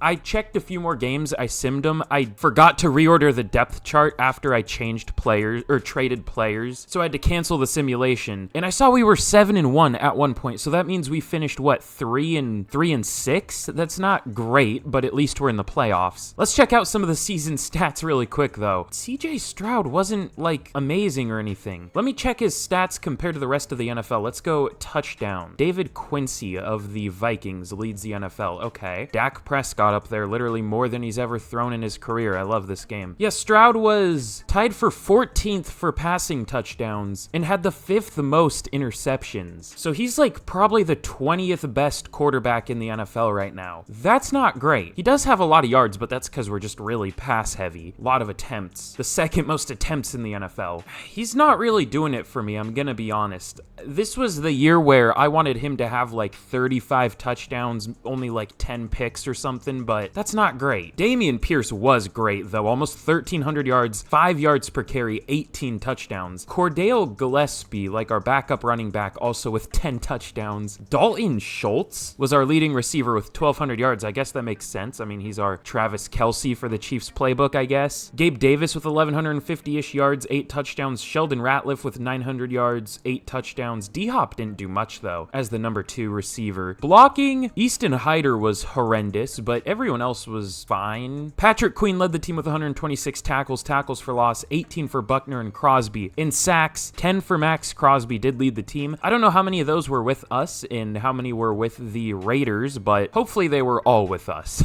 Obviously impossible, but still. DeForest Buckner with 8.5 sacks. That was a very good signing. 7.5 for Wilkins, 7 for Greg Rousseau. Very disappointing year from him. He had like 19 sacks last year for the Bills or something. 19.5. Maybe we just need a new defensive playbook too. I don't like to fuck with the playbooks so much, but they just matter so much in this game. And obviously that's important in real life, but like good players should just be able to overcome a playbook. And playbooks are like, I don't know, it's weird to determine how good they really are, if that makes any sense. Like, I don't know what I'm trying to say, but you know what I'm trying to say. I explain my reasoning for that a lot, like every single video almost. But 4 picks for Patrick Queen and DJ Reed, and then 1 for a few players. Let me guess, the top 2 for MVP is Patrick Mahomes and Dak Prescott, with the Vikings guy at number 3. Maybe. He had a lot of picks, but we'll see. Patrick Mahomes, Dak Prescott, with Jalen Hurts at number 3, who's also up here a lot. Lamar Jackson, Joe Burrow, who's up here a lot. Surprisingly, no Josh Allen up here. Offensive Player of the Year goes to Patrick Mahomes. I'm deadass gonna make Dak Prescott like a 70 overall in my custom rosters, just so he isn't up here every single year. He's never been in consideration for MVP once in real life, and he is every single goddamn year in franchise. I love it. It's amazing, and this game is well made. But no Texan, or actually I lied, Dameon Pierce is at number 9 for Offensive Player of the Year. Defensive goes to TJ Watt. Patrick Queen at number 9. Offensive Rookie of the Year goes to Taylor Batch of the Titans, a division rival for us, of course, and Defensive Rookie of the Year goes to Bernard Albert of the Patriots. So I guess it's not a disappointing year, but I was hoping we would finish the second half of the year better, but at least we're in the playoffs. I'll take that. We have a first of many scenario here. We do have a better team than the Ravens. We're an 187 to their 85, despite them having a better record. But we will go play it cool for this. Y'all know me. Melvin Ingram, Teron Armstead. What? Is that like a legit song, or am I insane? What is that DoorDasher's name? What? I'm not gonna say it, but that's an insane name. But anyways, let's just simulate the week and let's see if we can take down the Ravens. Probably not. Okay, we do. I can't see what the score was, but we apparently win. Where do you check the score now? I guess you just have to go to schedule. We won 28-21. All these games were really close. Interesting. But we're gonna be taking on the Raiders in the divisional. We're up to an 88 now. They're at an 86. Grade for Jamie Robinson there. That's definitely league changing. I mean, he could be good in real life, but doesn't really do much for us. But we have a first of many recaps, so give us those sweet, juicy staff points. I think that's what it gives. And maybe XP? No, it's just staff points. We'll take it. Dude, those songs are pissing me off. I don't want to hear Ray Ray McCloud rap. No thanks. How do I turn those off? Not that I can even hear it, but I don't want it to show up. It's annoying me. But anyways, we have a hot opponent scenario for the Raiders, which we have the better team. I'll just say that. We should have done better, but fair enough. We'll go be confident. Y'all know me. Not gonna insult them. That's just a recipe for disaster. But with that, let's just simulate this game too and see if we can somehow move on to the conference championship. And it looks like we are unfortunately out of the playoffs, as the Raiders are going to be taking on the Patriots, it looks like. So it's going to be the Bears, Patriots, Vikings, and Raiders. I don't know why I chose to name them in that order. It's going to be all them in the conference championship, while the Vikings and Bears are 9-8, so yay realism. What was the score? Did we get absolutely bitched? I bet we did. No, it was close. We lost 28-24. Again, all one-score game. All less than a touchdown. Or I guess all less than a touchdown and an extra point, because one game was 6 points apart. Whatever. A touchdown is 7 points, let's be real. We're not even going to be able to see who the Super Bowl is, are we? Because it doesn't show it anymore for whatever fucking reason. Nope, we can't. 2027 season recap. Shout out Fetty Wap, I guess. The Patriots beat the Bears, I almost said Raiders, 38-17. Haven't the Patriots been absolutely horrendous this entire rebuild? I've used that word twice now, I don't know why. The offensive rookie of the year for the Rams was Stephen A. Smith, apparently. It's weird how it gives offensive and defensive rookie of the year and like player of the year for each conference, and then it can also do it for like overall NFL here. So I guess the actual offensive and defensive player of the year were Jordan Addison and Micah Parsons, and then rookies of the year were Stephen Smith for the Rams and then Bernard Albert for the Patriots, who just won a Super Bowl in his rookie year. So that's interesting. But who are we gonna have to re-sign? Oh yeah, we have CJ Stroud. I might do something crazy, we'll see. Of course, all these dudes did pretty well this year, except CJ Stroud. Laramie Tunsil I can re-sign, 1 year, 24 mil. He re-signs. Hasn't been great, but he's a good overall, so we'll keep him. Tommy Townsend, I guess we'll re-sign him just so we have a punter on the roster. Titus Howard, we'll see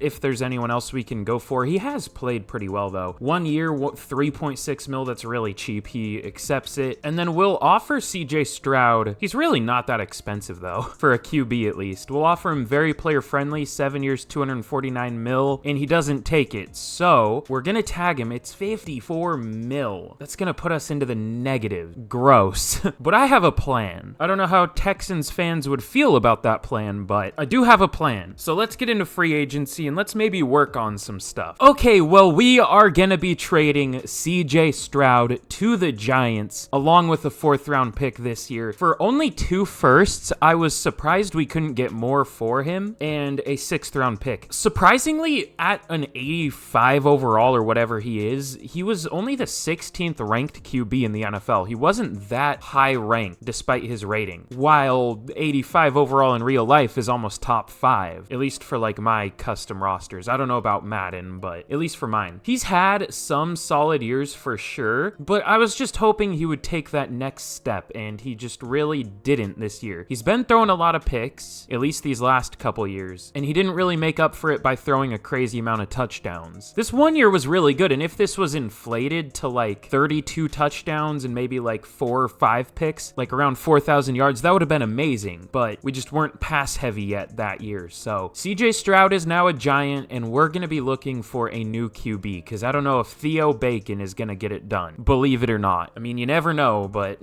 I don't think so. And that obviously frees up some money for us. Unfortunately, this is like the worst free agent class I've ever seen. Everybody here is ancient. Oh, hold on. David Quincy's here. This is the guy that was a stud for the Vikings last year. Oh, shit. He's only wanting 11 mil per year?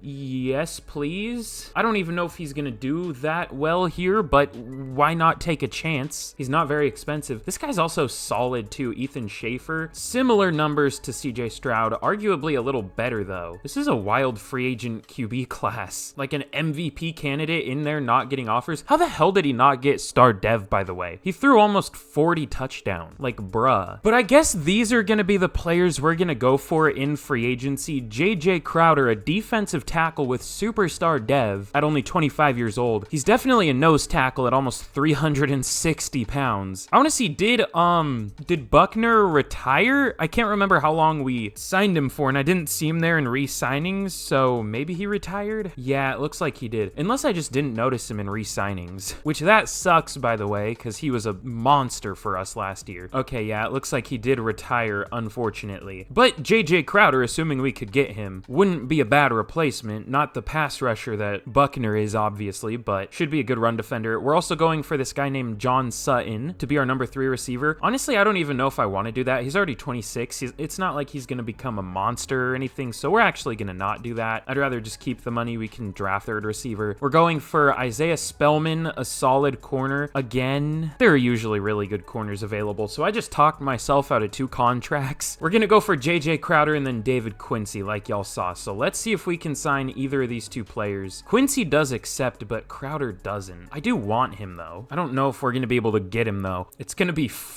fucking expensive if we do. 5 years, 20 mil per year. So 5 years, 100 mil. Let's see if he signs. He signs with the Browns. God damn it, dude. I mean, I did a lot of money. Oh, Jesus. He accepted that from the Browns? We offered him so much more money, though. God damn it. They gave him like 3 years, 40 mil. We offered him 5 years, 100 mil. Bruh, I hate this game sometimes. You know, maybe if I wasn't a dumbass, this rebuild would be a lot easier. I didn't even look at our roster before I went into free agency. I don't know why. D-Hop retired. So now we just have a fucking massive hole at receiver. We only have 4 receivers on the roster. Our number 2 is Kevin Jeffries at only a 75 overall, the number 118 ranked wide receiver in the NFL. For a wide receiver 2, we're wanting in obviously like the 32 to 64 range, like the second tier of receivers, I guess, at least that range. On the bright side, Dameon Pierce finally hit superstar dev, so yay. Should I trade for one? I've done so many trades in the last few years though. DJ Reed also went up to superstar dev, so now we definitely need to look for a corner in the draft. We only have 2 on the roster. We could just move Carter there for now. Yeah, we'll do that. We'll have Carter be a placeholder, I guess, just in case. So we need corner, defensive tackle, receiver, and maybe interior O-line if there is a good one. But honestly, we have solid players there already. I mean, we have 1, 2, 3, 4, like pretty much starting caliber interior offensive linemen. So we'll probably be okay there. I don't know though. We'll see. So let's get to the draft. I'll check once again if there are any good players at those positions, but I'll more than likely just see y'all for the draft. Okay, well, here in the draft, the Saints have the number 1 pick. We pick at number 22 from the CJ Stroud trade, obviously. This would have been, well, no, I was going to say this would have been a good year to have our pick, but I forgot we were actually decent. Where did we get the 4th pick from? Look how many different pick numbers we have. Which one? I guess we're number 26 then? Where did the 4th pick come from in the 2nd round? I don't know. Either way, I do want a receiver for sure. How fast is Demarius Irwin? Pretty fast. Great speed, elite excel, and agility. He'll probably be like 93 speed, 92, and then like 95 agility and excel. I kind of want someone faster though, but there isn't really anyone right here worth taking. Paul Duval, that's an elite name. He is slow as shit, but fun name. I don't know who the fastest receiver is in this class. I can't find who it is because now we're into the UDFA section. I don't know if we're going to be finding great players down here, believe it or not. Oh, there he is. Javon Battle. Gross. We might take him in like the 7th round or something, if I remember. But we could just go Demarius Irwin just because, like, I don't know what else to pick here. Ooh, there are some good look. There are good-looking defensive tackles. I don't know if this is one, though. Only D awareness and C block shedding. He is really strong, and he has good power moves. He is 403 pounds. Good lord. We might take him next round, but I think for this first pick, we are just gonna go, unless there's an amazing-looking corner. Andrew Strickland does look pretty good, actually. We might go with him. What's he listed as? He's listed as a zone corner. So his man coverage will probably be C or B. I'm guessing B, though, with A zone coverage. I did find, actually, for some reason, I don't know why I did this, I went through and found, like, lower overall players in free agency with really good dev traits, and I found a random corner with X Factor. He is already 27, but Brian Vincent, so he probably won't ever turn into anything because he is already 27, but you never know, I guess. Also signed, like, this Dillon guy at safety, this Walker guy at linebacker, this Robertson tackle with superstar dev at only 24, Chad Robertson, Eaton at guard. I've never really done that before, but I got some good depth players with really good dev traits, so that's kind of fun. But I'm taking so fucking long with this pick. I don't know why. I think we'll just go with the receiver Demarius Irwin just because I'm more concerned about number 2 receiver than number 3. Hold on. His ratings are dog shit. Maybe he's not very good. Maybe just none of the receivers in this class are good. That's what I'm gathering. There might be one, but I'm not seeing them if there is one. Yeah, let's just go with the corner Andrew Strickland in the first round. Hidden dev, 91 speed, not as fast as I thought he would be. I guess I thought about 91. 93 change of direction, good excel, solid agility. He looks like a decent player. Good enough. He'll probably be like a 77 overall is my guess. Aw, damn it. There goes Demarius Irwin. One pick before us, but I guess I determined that he didn't look very good. This guy does look pretty good, though. Larry Craig. Now, he's not a good pass rusher, though. I think we'll stick with either Lamar Norwell or Jalen Rushing. I think it's interesting that Jalen Rushing is listed as a run stopper, also has a power move. That's intriguing. So even though he is a really good pass rusher, he's an even better run stopper, which makes sense at 403 goddamn pounds. And he's not even, like, absurdly tall. He's 6'4", which is tall, but, like, most of the close to 400-pound players in the NFL are, like, 6'8", like Daniel Falele or, like, Trent Brown used to be, or Mekhi Becton. Actually, I don't know how tall Becton is, but he was, like, 380 at one point. So we are going to go with Jalen Rushing, despite not having good pursuit or awareness or any of that. He might have normal dev, honestly, but let's take him. He does have normal dev, unfortunately, but 97 strength. He could be pretty good. We'll see. I do wish he had a dev trait, but it is what it is. Nothing I can do about it now. Oh yeah, wait, speaking of that, bruh, someone in the comments called me out in the last rebuild for taking a superstar X Factor lineman, because I didn't even know it was possible, but they said I faked the dev trait, like I gave them the X Factor dev trait. Why the hell would I give an offensive lineman X Factor? X Factor does nothing for offensive linemen. Like, that would just be fucking pointless. If I was gonna fake something, I would give, like, a QB X Factor. Not that I would do that, but, like, what would be the point of giving a lineman X Factor? It does nothing. And I didn't know it was possible to get X Factor linemen from generated drafts. That's what I said in the video, but apparently it is. With this pick, let's go with Torrey Queen, I guess. Unless one of those defensive linemen are still available, because I'm not 100% sure if that defensive tackle we took is amazing or anything. None of them are available. Is this guy good? He looks good. Deontay Davidson. Yeah, he does look pretty solid for sure. When's our next pick? End of the third? I might go with Dion Scott later instead. He doesn't look great though. He does look pretty good. Here's what I'll do. I'll take this center here, Torrey Queen, hidden dev, 87 strength, good athleticism. That feels like a good pick. And then if that defensive tackle isn't available, you gotta be fucking kidding me. He went one pick before us. I've been cucked already twice. So we will have to settle for Dion Scott. I don't even know if we're gonna need him because the other guy just might straight up be better. He probably is. This guy doesn't look great, but let's take him. Normal dev, but 92 strength, good excel, could be decent, just a value pick more than likely. So with that, oh, we have back-to-back-to-back picks. What the hell? That's kind of fun. But with that, I think I'm done showing these picks here. I don't know if we're gonna get anyone else crazy or anything. So let's get to the end of the draft, and hopefully we ended up with some pretty good players. Okay, we had a solid draft for sure. I took almost every pick here up to battle. Maybe I should have let the CPU handle it, because some of these picks were definitely not not great, but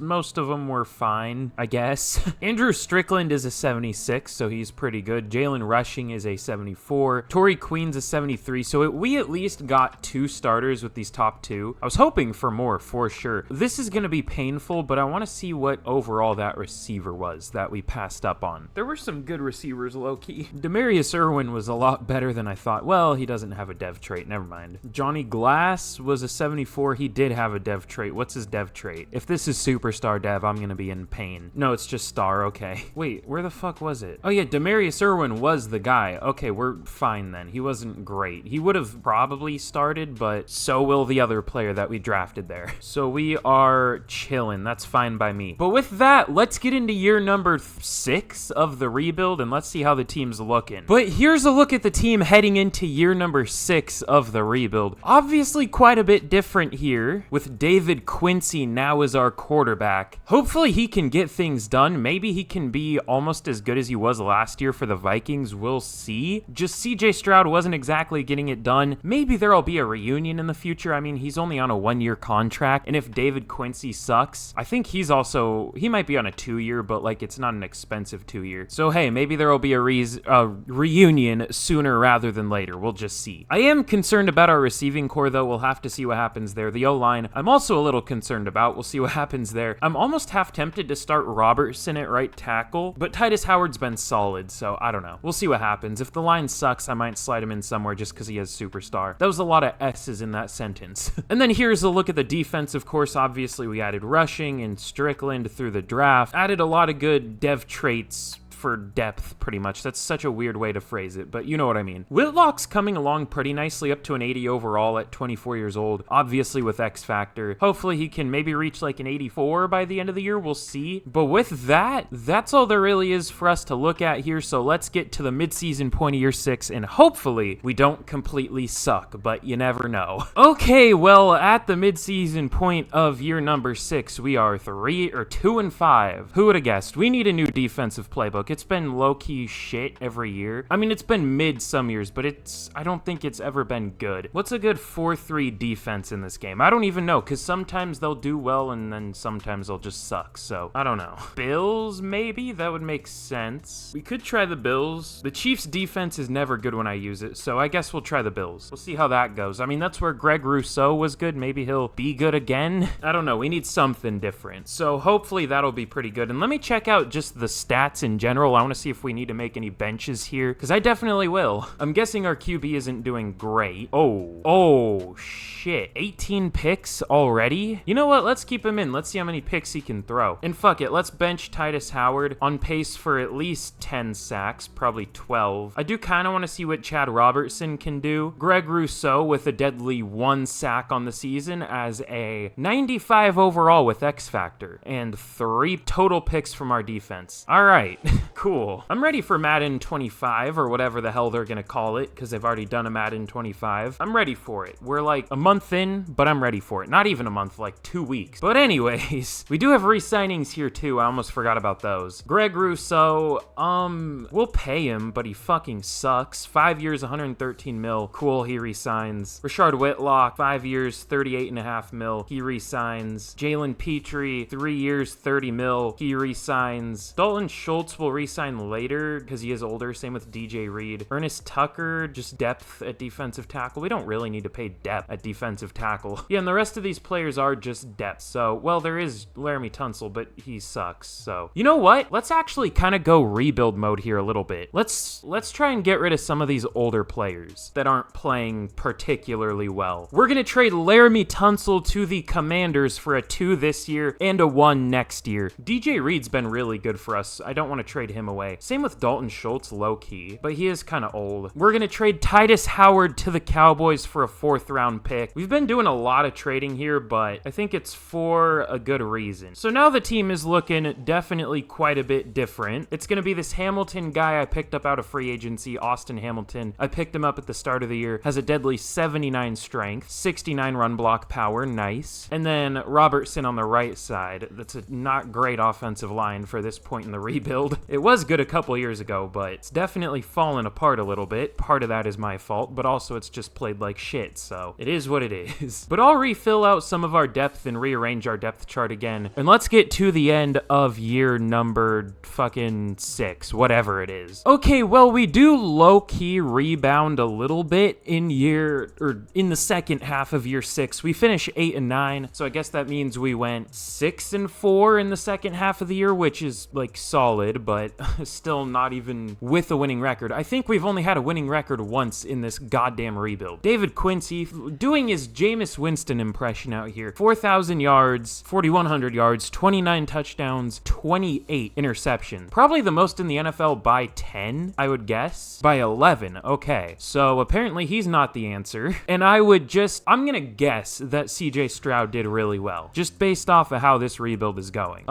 Maybe not. I don't even see him. No, he did not do great, but probably better than our quarterback did. It just looks like they didn't pass a whole lot. Ah, yes, Desmond Ridder, the definition of elite, with 43 passing touchdowns. Dak with 41. I don't want to be here anymore. Dameon Pierce with 1,100 yards, 4.5 carry, 11 touchdowns, 1,150 yards for Gabe Davis, 1,000 yards for Schultz. Good overall numbers for sure. Austin Hamilton and Chad Robertson were not good, but not as bad as I thought they would be, to be fair. What did Robertson go up to? He went up to a 71. That won't be good enough to start for us next year, but he did his job. He was serviceable. Patrick Queen led the team with 140 tackles, 106 for Quay Walker, tackles for loss, 20 for Wilkins, and Jalen rushing as a rookie. And then sacks, 14 for Max Crosby, which I think is the most we've had in this entire fucking rebuild. 9.5 for Wilkins, 8.5 for Rousseau, nowhere near the 19.5 he had for the Bills in that one year, but I'm not even asking him to do that. I just want at least double digits from the best left end in the NFL here. And then interceptions, 2 for DJ Reed and Derek Stingley, and then 1 for a few players. So very, very, very much lacking in interceptions. Only 7 total on the year. I guess that's better than the 0 I've gotten before, though, because of realism. MVP, you would never guess what the top 4 is. Patrick Mahomes, Lamar Jackson, Joe Burrow, Dak Prescott. Offensive Player of the Year goes to Lamar Jackson. Defensive Player of the Year goes to Josh Allen on the Titans. At least that's different. Max Crosby at number 2. Christian Wilkins at number 7. Offensive Rookie of the Year goes to Mitchell Ringer of the Broncos. Jalen Rushing wins Defensive Rookie of the Year, so we will definitely take that. Andrew Strickland at number 7. This is going to be like a quick 10-year rebuild.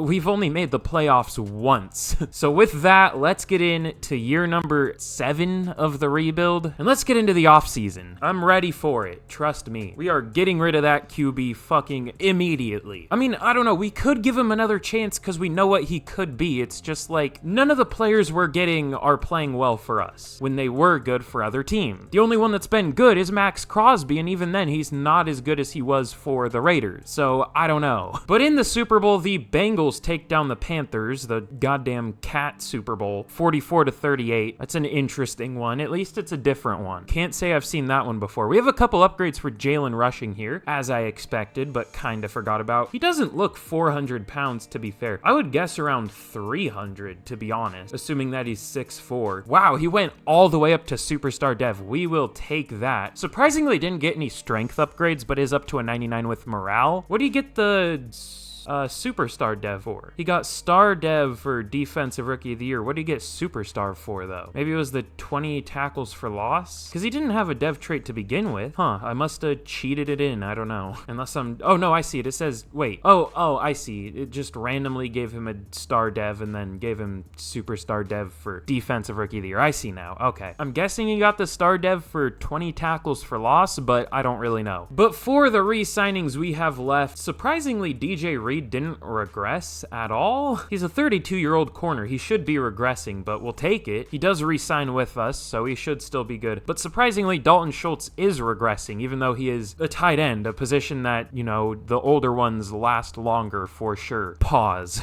But 2 years, 8 mil sounds good to me, even though he is down to a 78 overall. We'll probably have to replace him after the year. Austin Hamilton was solid when he played. We'll offer him 2 years, 12.8 mil. He doesn't re-sign. Okay. I mean, that's fine. We can just find someone else. And then everyone else I think we'll let go because it is all just a bunch of depth here. We have a tier for Carlos Gregory. I'm good. No thanks. So with that, let's get into free agency. And hopefully there are some good players, although there probably won't be. Also, did we have any retirements? I was kind of surprised that Schultz didn't retire, but I guess he's not like that old, is he? He's what, 32, 33 now? So we definitely need at least one tackle. Shaw only went up 1 overall throughout the course of the year. That's surprising. I definitely want to look at a QB. Quincy was absolute dog shit. Probably a receiver. Strickland went up to superstar. We'll take that. Look at the dev traits on this defense. You would never guess that this is a dog shit defense with a 95 overall, a 99 overall, a 91, an 86, an 88, an 87, an 84, an 83, another 83. Like, I don't understand. I think it was better this last year, but of course now our offense sucked. So I don't know. I don't know what to do. It still wasn't even a good defense. It was mid in terms of points allowed. So yay. But let's see who's available in free agency. 38-year-old Von Miller still hasn't retired yet, and everybody in free agency is very old. God damn it. But these are going to be the players we're going to go for in free agency. We're going to go for Jordan Mailata. I don't know if he's going to be good, but I'm hoping he's going to be good. He's only allowed a max of like 6 sacks in a season, which that wouldn't be great in the real NFL, but again, Madden isn't very realistic, so 6 is very, very low for a tackle. How many did he allow in real life this year? I want to see. Okay, well, I guess he allowed 6 in real life this year, so that isn't too unrealistic, obviously. I mean, that's what he did in real life. We're also going to go for Young Ho Koo, Young Wei Koo, whatever the fuck. I still think Young Ho is funnier. One of the best kickers in the NFL, though. Top 3, probably. I think Kaimi Fairbairn is regressing, so we'll just replace him. We're also going for Dom Gregory, this receiver. There are 2 other teams that are very interested, so we probably won't get him, but we'll at least try. And then this JD Tillman guy to, I guess, be our right tackle. So we'll see if any of these players sign right off the bat. I'm going to guess that Koo will sign with us immediately. Gregory is going to go to the Chargers, maybe the Cowboys, I don't know. And then Tillman, I think, will sign with us, but Mailata will probably wait a week. Okay, no, I was entirely wrong. Koo does not sign with us. Tillman doesn't sign yet. We get Mailata immediately, and then Gregory does go to the Cowboys. So I don't know if we're going to be able to get Tillman. If he didn't sign immediately there, he's probably not going to sign with us at all, but it's not like we really have another option, so let's just up it a little bit. That's expensive for a guy that might be complete shit. That was like 15 or 16 per year. But let's see if we can sign either of these players. It looks like Tillman does not sign with us. Unfortunate. Von Miller went to the Seahawks. They would probably play him in coverage or something. The Seahawks just never know how to use players that they trade for or sign. I hate it so much. I hate being a Seahawks fan, low-key. It could be worse, I know, but it could be a lot better. I'm just angry at the world in this rebuild for some reason. I don't know why, but maybe 10 years of Madden is too many years of Madden, and we're only just over halfway. Young Ho Koo doesn't sign, so the only player we get so far is Jordan Mailata. I don't care if we get a kicker or not. I think we already have one anyways, so let's get to the draft, and hopefully we can fill out some needs on this team. I actually might work on a trade in a second, too. We'll see. I'm doing so much trading in this rebuild.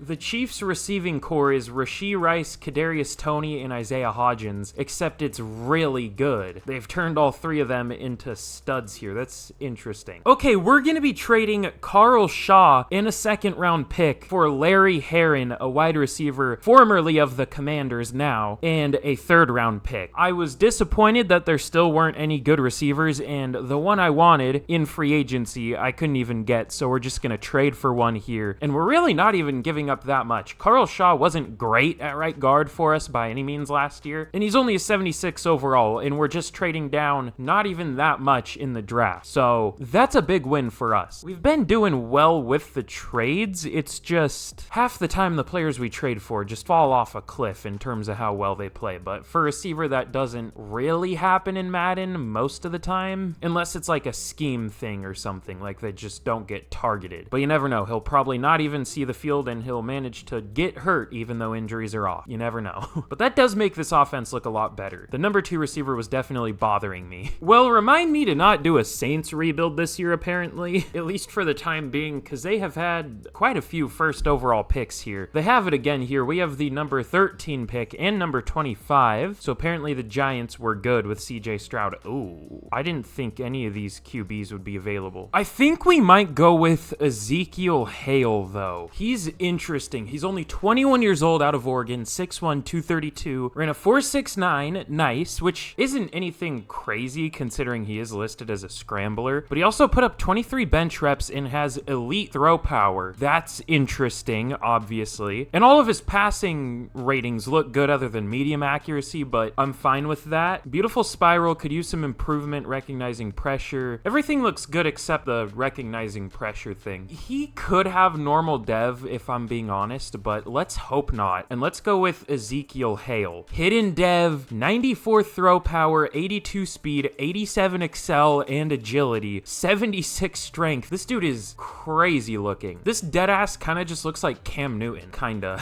I mean, Cam was a little faster and a little better throw power and a little stronger maybe, but still. I like that pick a lot. Let's get that quarterback out of here that we had last year. There is still another QB available. We could go with Doug Burks here. He doesn't look like anything special though. He is a good pass blocker as you would hope, or a pass protector archetype, but other than that, he doesn't look that good. Although to be fair, if we're going with alignment, I don't know who else we would go with. Maybe this guy. He is really strong. Not elite strength though. Yeah, let's just take a chance on Doug Burks. I don't know if he's amazing. I don't know if he sucks. I have no idea. Let's just take hidden dev, at least 85 strength obviously isn't great. I don't know if he'll be great. He'll probably be around like a 71, 72 overall maybe, which is fine, but eh. I do also want to look for another receiver. I did focus scout receiver. Let's see if there's a good one. Ooh, this guy might be good, but I don't know. His route running was terrible. All these receivers look like shit. Good lord.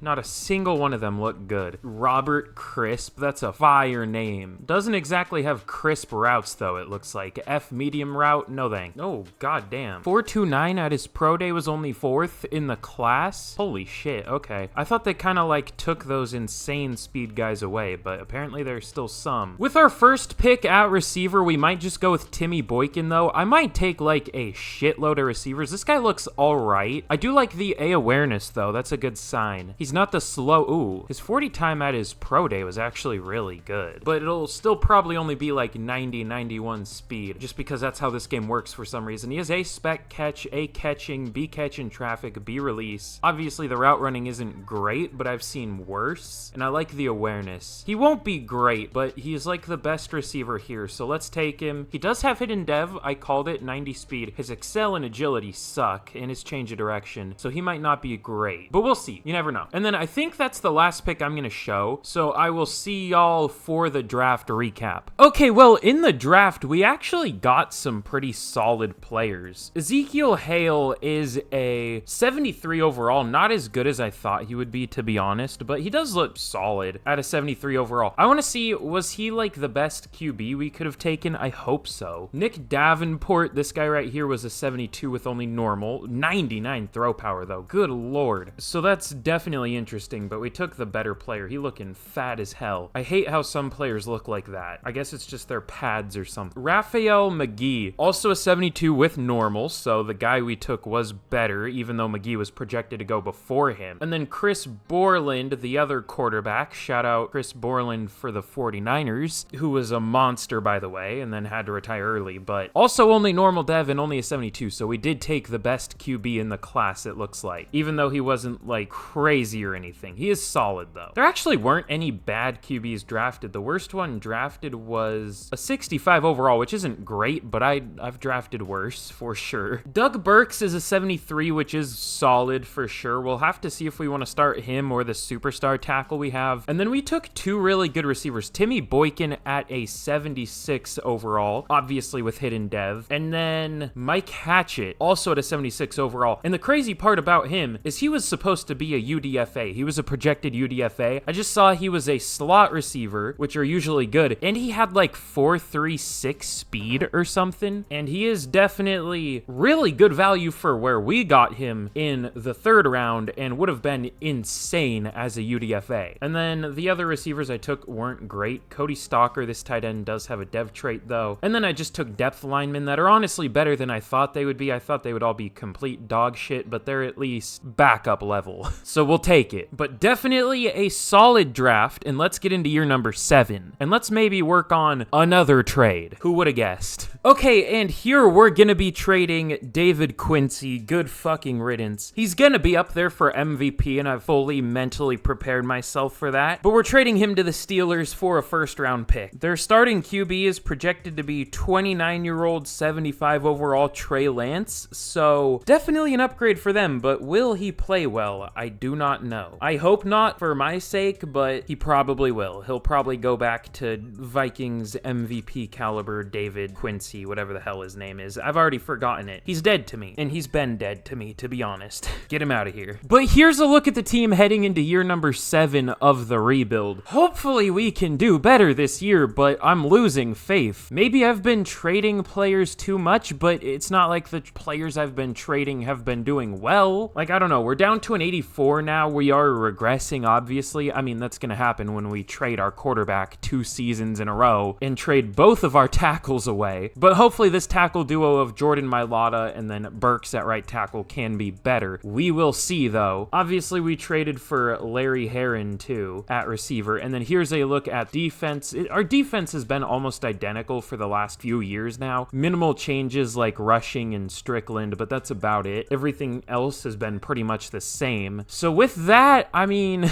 really all for us to do is hope and pray that Ezekiel Hale can be pretty good. So let's get to the midseason point, year 7, and hopefully we can do well. We'll see. Okay, well, at the midseason point of year 7, we are 6-1. You love to see it. We are number 3 in points scored and points allowed on both offense and defense. I'm kind of curious what our quarterback's dev trade is. I'm going to save that for the end of the season. We'll build suspense for the end of the year. But let's see who we have to re-sign here. I'm guessing some important players if we're doing well. Yeah, Patrick Queen. But other than him, I mean, Vincent's a backup. Connor Barlow's just some safety I signed out of free agency. Gabe Davis, DJ Reed, Christian Wilkins. So there are definitely some solid starters here. DJ Reed will re-sign at the end of the year.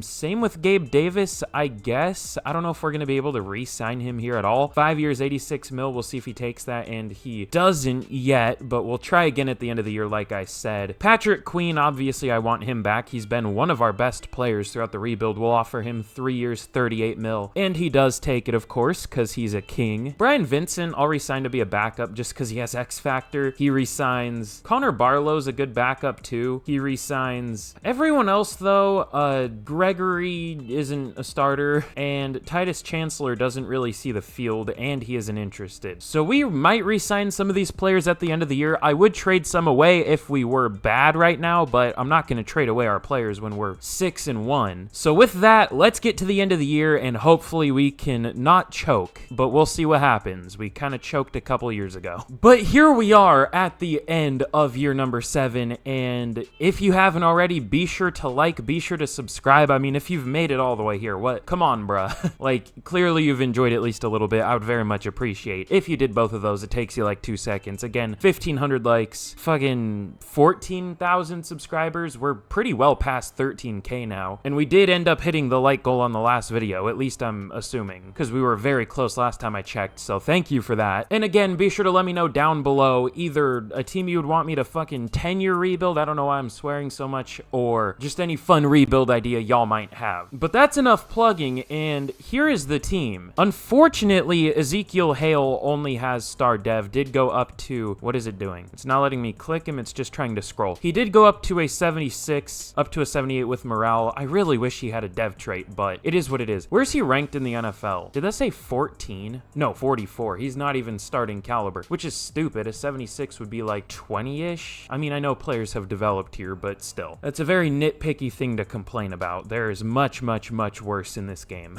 I can just lower the sliders if I really wanted to. And then here's a look at the defense. Unfortunately, I think all of our rookies with a dev trait did end up only having star. Both Hale and Boykin only had star. I don't know what Stalker is going to have. It is also star. Sometimes those random late round blocking tight ends are like 78 overall X factors, but not him, but he is solid at least. But anyways, in year number 7, if you couldn't tell already, we made the playoffs going 14-3 and getting a first round bye. This is one of the worst rosters we've had in a few years, so I don't know why we're doing so much better than we have in recent years, but whatever. Ezekiel Hale was really solid, 4,100 yards, 30 33 touchdowns, only 7 picks. Amazing rookie year from him. Dameon Pierce with 1,400 yards, 5.1 per carry, 17 touchdowns. Dalton Schultz with 1,100 yards, 11 touchdowns. Gabe Davis with 1,000 yards, 10 touchdowns. Larry Herron wasn't great. Timmy Boykin was solid for a rookie. Blocking was gross from the tackles. Mailata and Burks suck. Torrey Queen joins the all-castration team. You'll love to see that. I don't think we've had anyone join the all-castration team here, which, if you didn't know, is my imaginary list of players that allow 0 sacks, and I call it all-castration team because I'm immature and, you know, no sack. Patrick Queen led the team with 130 tackles once again. 14 tackles for loss led the team from Greg Rousseau, 11 for Crosby and Wilkins. And sacks, finally, this duo gets the amount of sacks they should be getting. 18 for Crosby and 17 for Rousseau. The interior wasn't great in terms of pressure, only 6.5 for Wilkins, 4 for rushing. And then picks, 5 for Derek Stingley, 4 for Queen and Reed, 3 for Whitlock, and then 1 for Strickland and Petrie. Our defense looks like it was amazing this year, so I recommend the Bills playbook until it inevitably sucks next year for us. I can't wait. MVP finally goes to someone that isn't Patrick Mahomes or Dak Prescott. It goes to Lamar. Actually, he might have won it last year. He at least won Offensive Player of the Year. I can't remember now. Ezekiel Hale up there as a rookie at number 9. Love to see that. Offensive Player of the Year once again goes to Lamar Jackson, because of course it does. Dameon Pierce at number 5. Defensive Player of the Year does go to Greg Rousseau. Max Crosby at number 2, so we rightfully so top 2. Will Anderson's been good for the Raiders, apparently, but I'm fine with that because Crosby was better this year, apparently. Ezekiel Hale obviously wins Offensive Rookie of the Year. Timmy Boykin at number 3. I'm surprised he was that high. He didn't do that well. He was fine, though. Matt Hodgins wins Defensive Rookie of the Year for the Steelers. I don't think we had any defensive rookies play. So finally, even though our team isn't as good this year, we do get the success that we deserve. Maybe more than we deserve this year, because we're only an 86 and we were probably like the best record in the NFL. I want to see where an 86 ranks in the NFL. The Seahawks have an 88, the Ravens have an 87, the Patriots have an 87. Yeah, so apparently if you want to do better, just build a worse team. That's what I'm learning here. Because we're like mid right now in terms of overall, but we went 14-3. Simulation is so fucking dumb, dude. It is so stupid. There is no logic to it. It is all luck. In real life, you have to be somewhat lucky to be good, but you also have to have a good team to be good. So I don't know, dude. It's dumb. But anyways, let's see who we're going to be taking on in the divisional. It's going to be the 11-6, 88 overall Kansas City Chiefs. I want to win this game. I would say they're the better team. They have a better overall, so they should win this, but we've been like the best team in the NFL, so we deserve to have a little playoff success, at least at one point, at some point. I know we're going to lose this game, but let's just see, can we beat Patrick Mahomes and the Kansas City Chiefs? Of course not, but I mean, that's fine. They had the better roster, but still, what I said before, we've been like the best team and haven't had nearly that success, and we still don't get it here. We lose 27-21 to the Kansas City Chiefs, because of course we do. Pain. Inevitable, unending pain. On the bright side, Washington State is kicking the shit out of Colorado State, so that's fun. That's weird. As I was saying that, I went on Twitter and saw like a no context college football post that says, Dayan Henley, he will be missed. Like he died or something. But apparently he was really good in the preseason. I don't know. I didn't watch the Chargers in the preseason, believe it or not. We do have some upgrades here. Torrey Queen and Ezekiel Hale. Did he go up to superstar? He deserved to, but did he? If he didn't, I am dead ass. I will give him a dev trait. Okay, he did. He went up to superstar dev. We'll take it. I would have been mad if he didn't. Did Queen go up to superstar for allowing no sacks? Oh, he did. Okay. What does it say the reason is for that? Oh, O-lineman of the year. Okay, valid. We'll take that. Maybe he should have gotten more upgrade points then if he won best O-lineman. But it is what it is. We'll take it. I won't complain about that. Complained enough, and I will complain more. I promise you that. But for re-signings, Gabe Davis I obviously want back, but can we get him back is a different question. We'll offer him 5 years, 87 mil, and he doesn't accept it. So we're gonna tag him, obviously. It's 30 mil. But I mean, that's worth it. He's been our number 1 receiver. He's been really solid. So we'll bring him back. DJ Reed will re-sign too. He's really cheap, and he does re-sign. I might mess with XP sliders in the future, because an 80 overall, only getting like 3 mil per year here isn't great. But also, when I mess with XP sliders, players that do well don't develop, which is annoying. So I don't know. There's no good option there. It's another problem I have with this game where players should go up more in overall if they do better. Like, like if they do really well. But another problem I have with this game, ironically, is lower overall players shouldn't do better than like 95 plus overall player. I don't know, I have so many problems with this game that I talk about all the time, but I guess it's because I'm playing the game, so I don't know. But we re-signed Christian Wilkins. Theo Bacon slowly developed into an okay QB here at a 71, but we don't need him anymore. We'll let him test free agency and be a backup somewhere else. And speaking of free agency, hopefully there's some good players available, but I don't even know who we would need at this point. Let's check it out. Ooh, Deebo Samuel's here. He's up to a 93, good lord. And Christian McCaffrey, 249ers is the top two. Ooh, there's some good corners here. Okay, I'm interested. Let me free up some money real quick, because we might go a little crazy here in free agency. We'll see. Okay, we're doing some crazy shit here in free agency. We're going to be going for Deebo Samuel and another receiver in Damian Nelson, and we're also going to be going for Mike Barber, a corner here, and another corner in Justin Hull. I'm assuming that we're not going to get all three of these players right here, and hopefully we only get one at each position. I'm fine getting any of these players and like one for each position. Hopefully we don't get all four, but I guess worst case scenario, if we get all four, we'll just have some insane depth.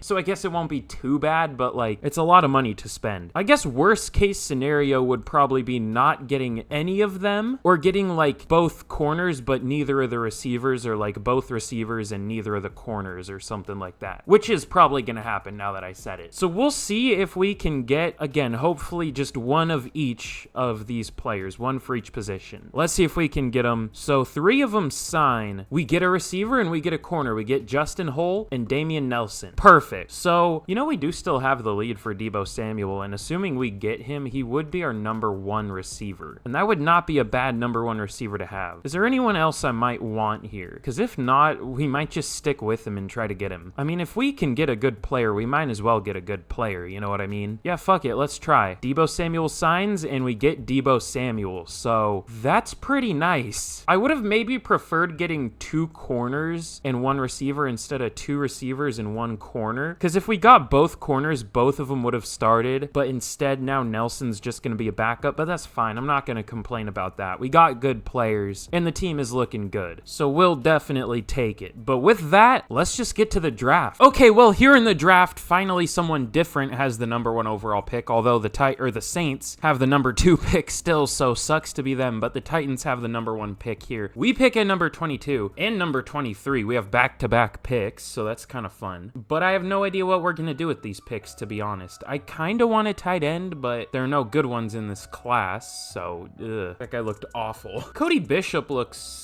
okay. We'll take him later, though. Probably like round 3. I really have no idea what to take here. We don't really need anybody through the draft anymore at all. What are going to be our expiring contracts soon? Maybe we can just take a player here to eventually replace somebody. Oop, I didn't mean to go to re-signing. We'll pull the actual real-life good strategy of replacing needs before they become a problem. Unfortunately, it doesn't work as well in this game, because if players don't play as a rookie, they can never turn into a good player, really, which is beyond stupid, but it is what it is. What am I doing? Team salaries. Jesus Christ. I need to sleep. So tight end looks like the major one, maybe linebacker. We'll re-sign Pierce for sure. Receiver, we have a ton of depth there now. Offensive line, yeah, there are a couple linemen here that need contracts. D-tackle. So O-line and D-tackle, and then we'll take tight end later. And O-line and D-tackle were probably the things I was gonna take anyways, to be honest. So that works out. Isaiah Simmons, is that right? Looking a little different there. I think we'll go with Matthew Stevenson here. Well, it's either him or Ray Radovich. Radovich has better power moves, but worse awareness, worse speed, worse strength. I think we'll go with Stevenson. I don't know if he's gonna have a dev trait or anything, but we will take him. He does have a dev trait, 91 strength, 76 speed, 84 excel. That definitely works. We'll take it. And he'll be a good eventual replacement to Christian Wilkins. This Miles Rogers guy also looks pretty good. I mean, mean, pass rush isn't a need anymore, but again, he looks pretty good. A power moves, B awareness, block shed, play rec, tackle, really not lacking in anything. His combine wasn't anything crazy by any means. He's not super fast for only being 260 pounds. Probably will have normal dev, as a lot of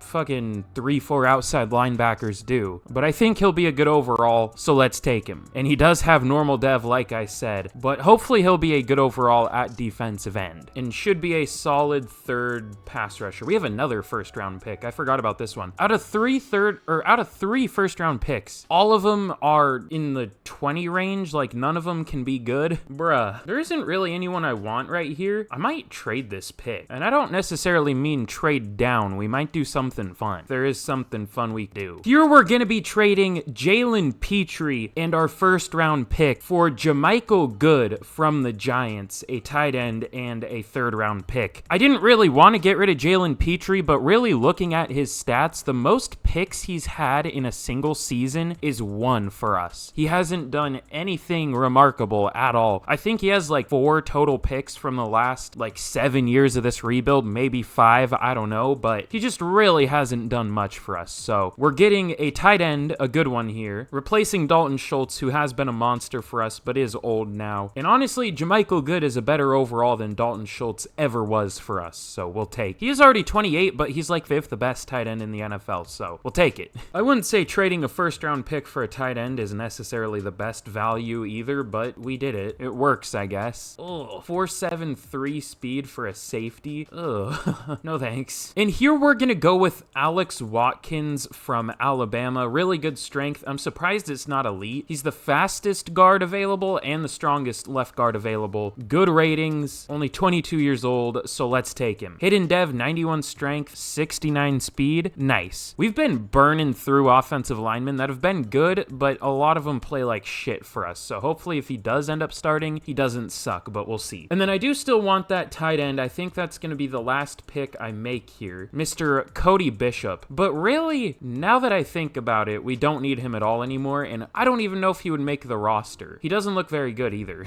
just straight up. When I originally looked at him, he did look a lot better, so he'll probably be solid. He'll probably be like a 69 overall, but that's not going to make the team. We have 4 tight ends that are better on the roster, so I think we might just simulate the rest of this draft out. I guess let's take Doug Ward, a solid looking running back. I don't know if he necessarily looks that good though. An elusive back with 4.57 speed, but he also has good like break tackle and stiff arm and all that. Maybe he is actually good. Maybe he's so good of an elusive back on top of being a good power back that it shows the elusive back archetype first. I don't know. Let's take him. Hidden dev, 89 speed, 91 excel. I don't know. I'm not good at drafting running backs, and running backs don't play well in this game unless they're real ones anyways, so who cares? Let's simulate to the end of the draft, and hopefully the CPU can do well. Actually, I'm gonna take one more pick, hold on, but we'll just get to the end of the draft. Okay, well, we did okay in the draft. Was this just a weak draft class, or do I suck? Ooh, it looks like it was a really weak draft class. Oh yeah, okay. The best player was only a 78, and there was only one of them. There were a few 77s, but not many. Yeah, this was just a really weak draft class. Okay. Matthew Stevenson and Alex Watkins are both 74s. Oop, that's not in order, but that's fine. Miles Rogers is only a 73. I thought he would be like a 76 or something, but... And then like a 77 once I moved him down, but he only was a 72 and went to a 73. So it's not great. Charleston Corbett, the running back, is a 72, and then I took these 2 players. Both of them were a lot worse than I expected. Ben Matthias, the CPU picked this good center right here. We'll take it. And they also picked a good fullback. Yay. Probably not even going to make the team because I don't really care for fullbacks. I mean, in real life, if you use them right, they can definitely be like underrated, but it's not like they really do much in Madden. But here's a look at the team heading into year number 8 of the rebuild as we're slowly coming to the end of this thing. It's been a really, I would say, fun one so far. I've had fun making this video, not so much playing this game, but that's how it usually is with Madden, unfortunately. I love football, I hate Madden. I think that's how every Madden player feels though. But the team's obviously looking very, very good heading into year number 8 of the rebuild. Obviously, we added Deebo Samuel, we added Nelson at receiver, we added Jeremiah Good at tight end, Jermichael Good at tight end. It probably looks like I have like Alzheimer's or something whenever whenever I record these, because like a minute ago in the video, I'll trade for a player, and then like a minute later, I'll like forget their name already. But it's not a minute in real life. It's probably been almost an hour in real life since I traded for Jermichael Good, just because I've done other shit. But here's a look at the defense as well. All my like apps on my computer just like refreshed. That was weird. Is there like a ton of storage being eaten up? Probably. I've recorded about 1 million clips. But here's a look at the defense before my computer dies on me. Obviously, we added Hole in free agency. I love adding Hole, you know what I'm saying? That's gross, I'm sorry. Got rid of Jalen Petrie, which maybe Texans fans will be mad about that. He's overrated anyways. No, I'm kidding. Well, I do think he's a slight bit overrated. At least he was as a rookie, but he's definitely good. And here he played like absolute shit, so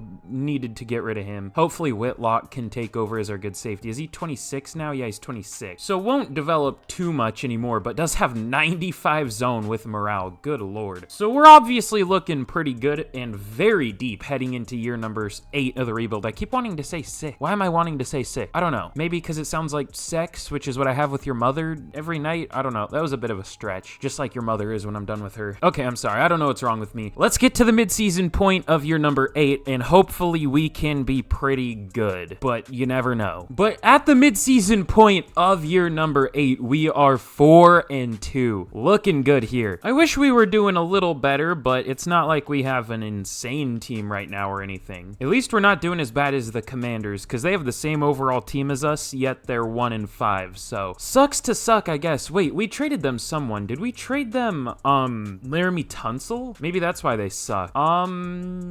Yeah, okay, that's why. He's probably allowed 20 sacks already this season. No, only 4. He's actually doing pretty well. So I guess he's not the problem there. I'm surprised they suck, because they have Simon Agnew, who I've seen up there like every single year for MVP. They still have Terry McLaurin, even though he's old, Chase Young, Cam Curl. This is still just the Commanders. They still have Derek Forrest, still Jonathan Allen, Jahan Dotson, Emmanuel Forbes. This team hasn't really changed, at least for the top players. That's interesting. I don't even know if we have any original Texans players, to be honest. Let me see. I think we might be completely different now. No, we still have Dameon Pierce, but I think that's it. Yeah, he's our only no, we have Derek Stingley too. But those are our only 2 original Texans players, which is weird, but I guess that's what happens with NFL teams in real life, so it's not unrealistic necessarily. Like, compare a team right now to how it was 8 years ago, and there are probably only like maybe up to 5 players that are still the same. That's just kind of what happens, I guess. I wanted to keep it together a little more, but a lot of the players did just kind of suck, so I got rid of them,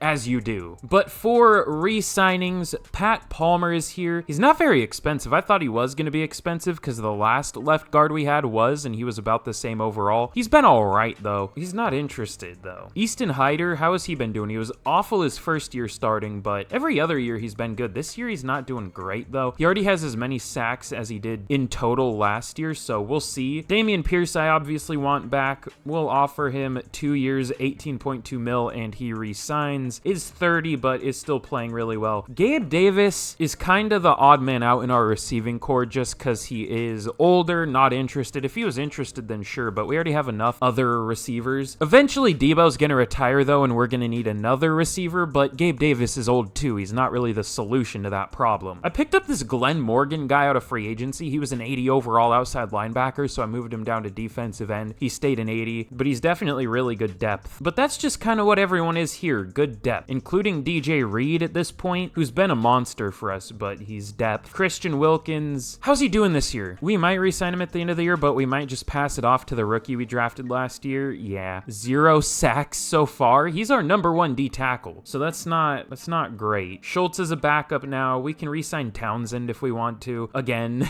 he re-signs. But everyone else here is replaceable or already replaced, maybe, like DJ Reed and fucking Dalton Schultz. Or we have their replacement in place, like Christian Wilkins and Gabe Davis and maybe one of these 2 linemen. Like, we're chilling. We've built this team up pretty well for the future to where we don't have to pay these guys. We can pay other players. And that's how you build a good NFL team. But with that, let's get to the end of year number 8, and hopefully we can make the playoffs. We deserve to at this point. But here we are at the end of year number 8 to an 89 overall, and we're looking very good. Again, if you have made it all the way here and you have not already for whatever reason, be sure to like, be sure to subscribe. Again, 1,500 likes, fucking 14,000 subscribers. I can't even remember what I'm at now. We're really close to 15K though, so thank you all for that. You'll still be a massive OG when you subscribe, because we will inevitably hit 1 million subscribers someday. I definitely really believe that, smile. But you know what? To be fair, I never thought I would even get this far, so you never know. I have a weird scar on my hand that I've had for like years, and I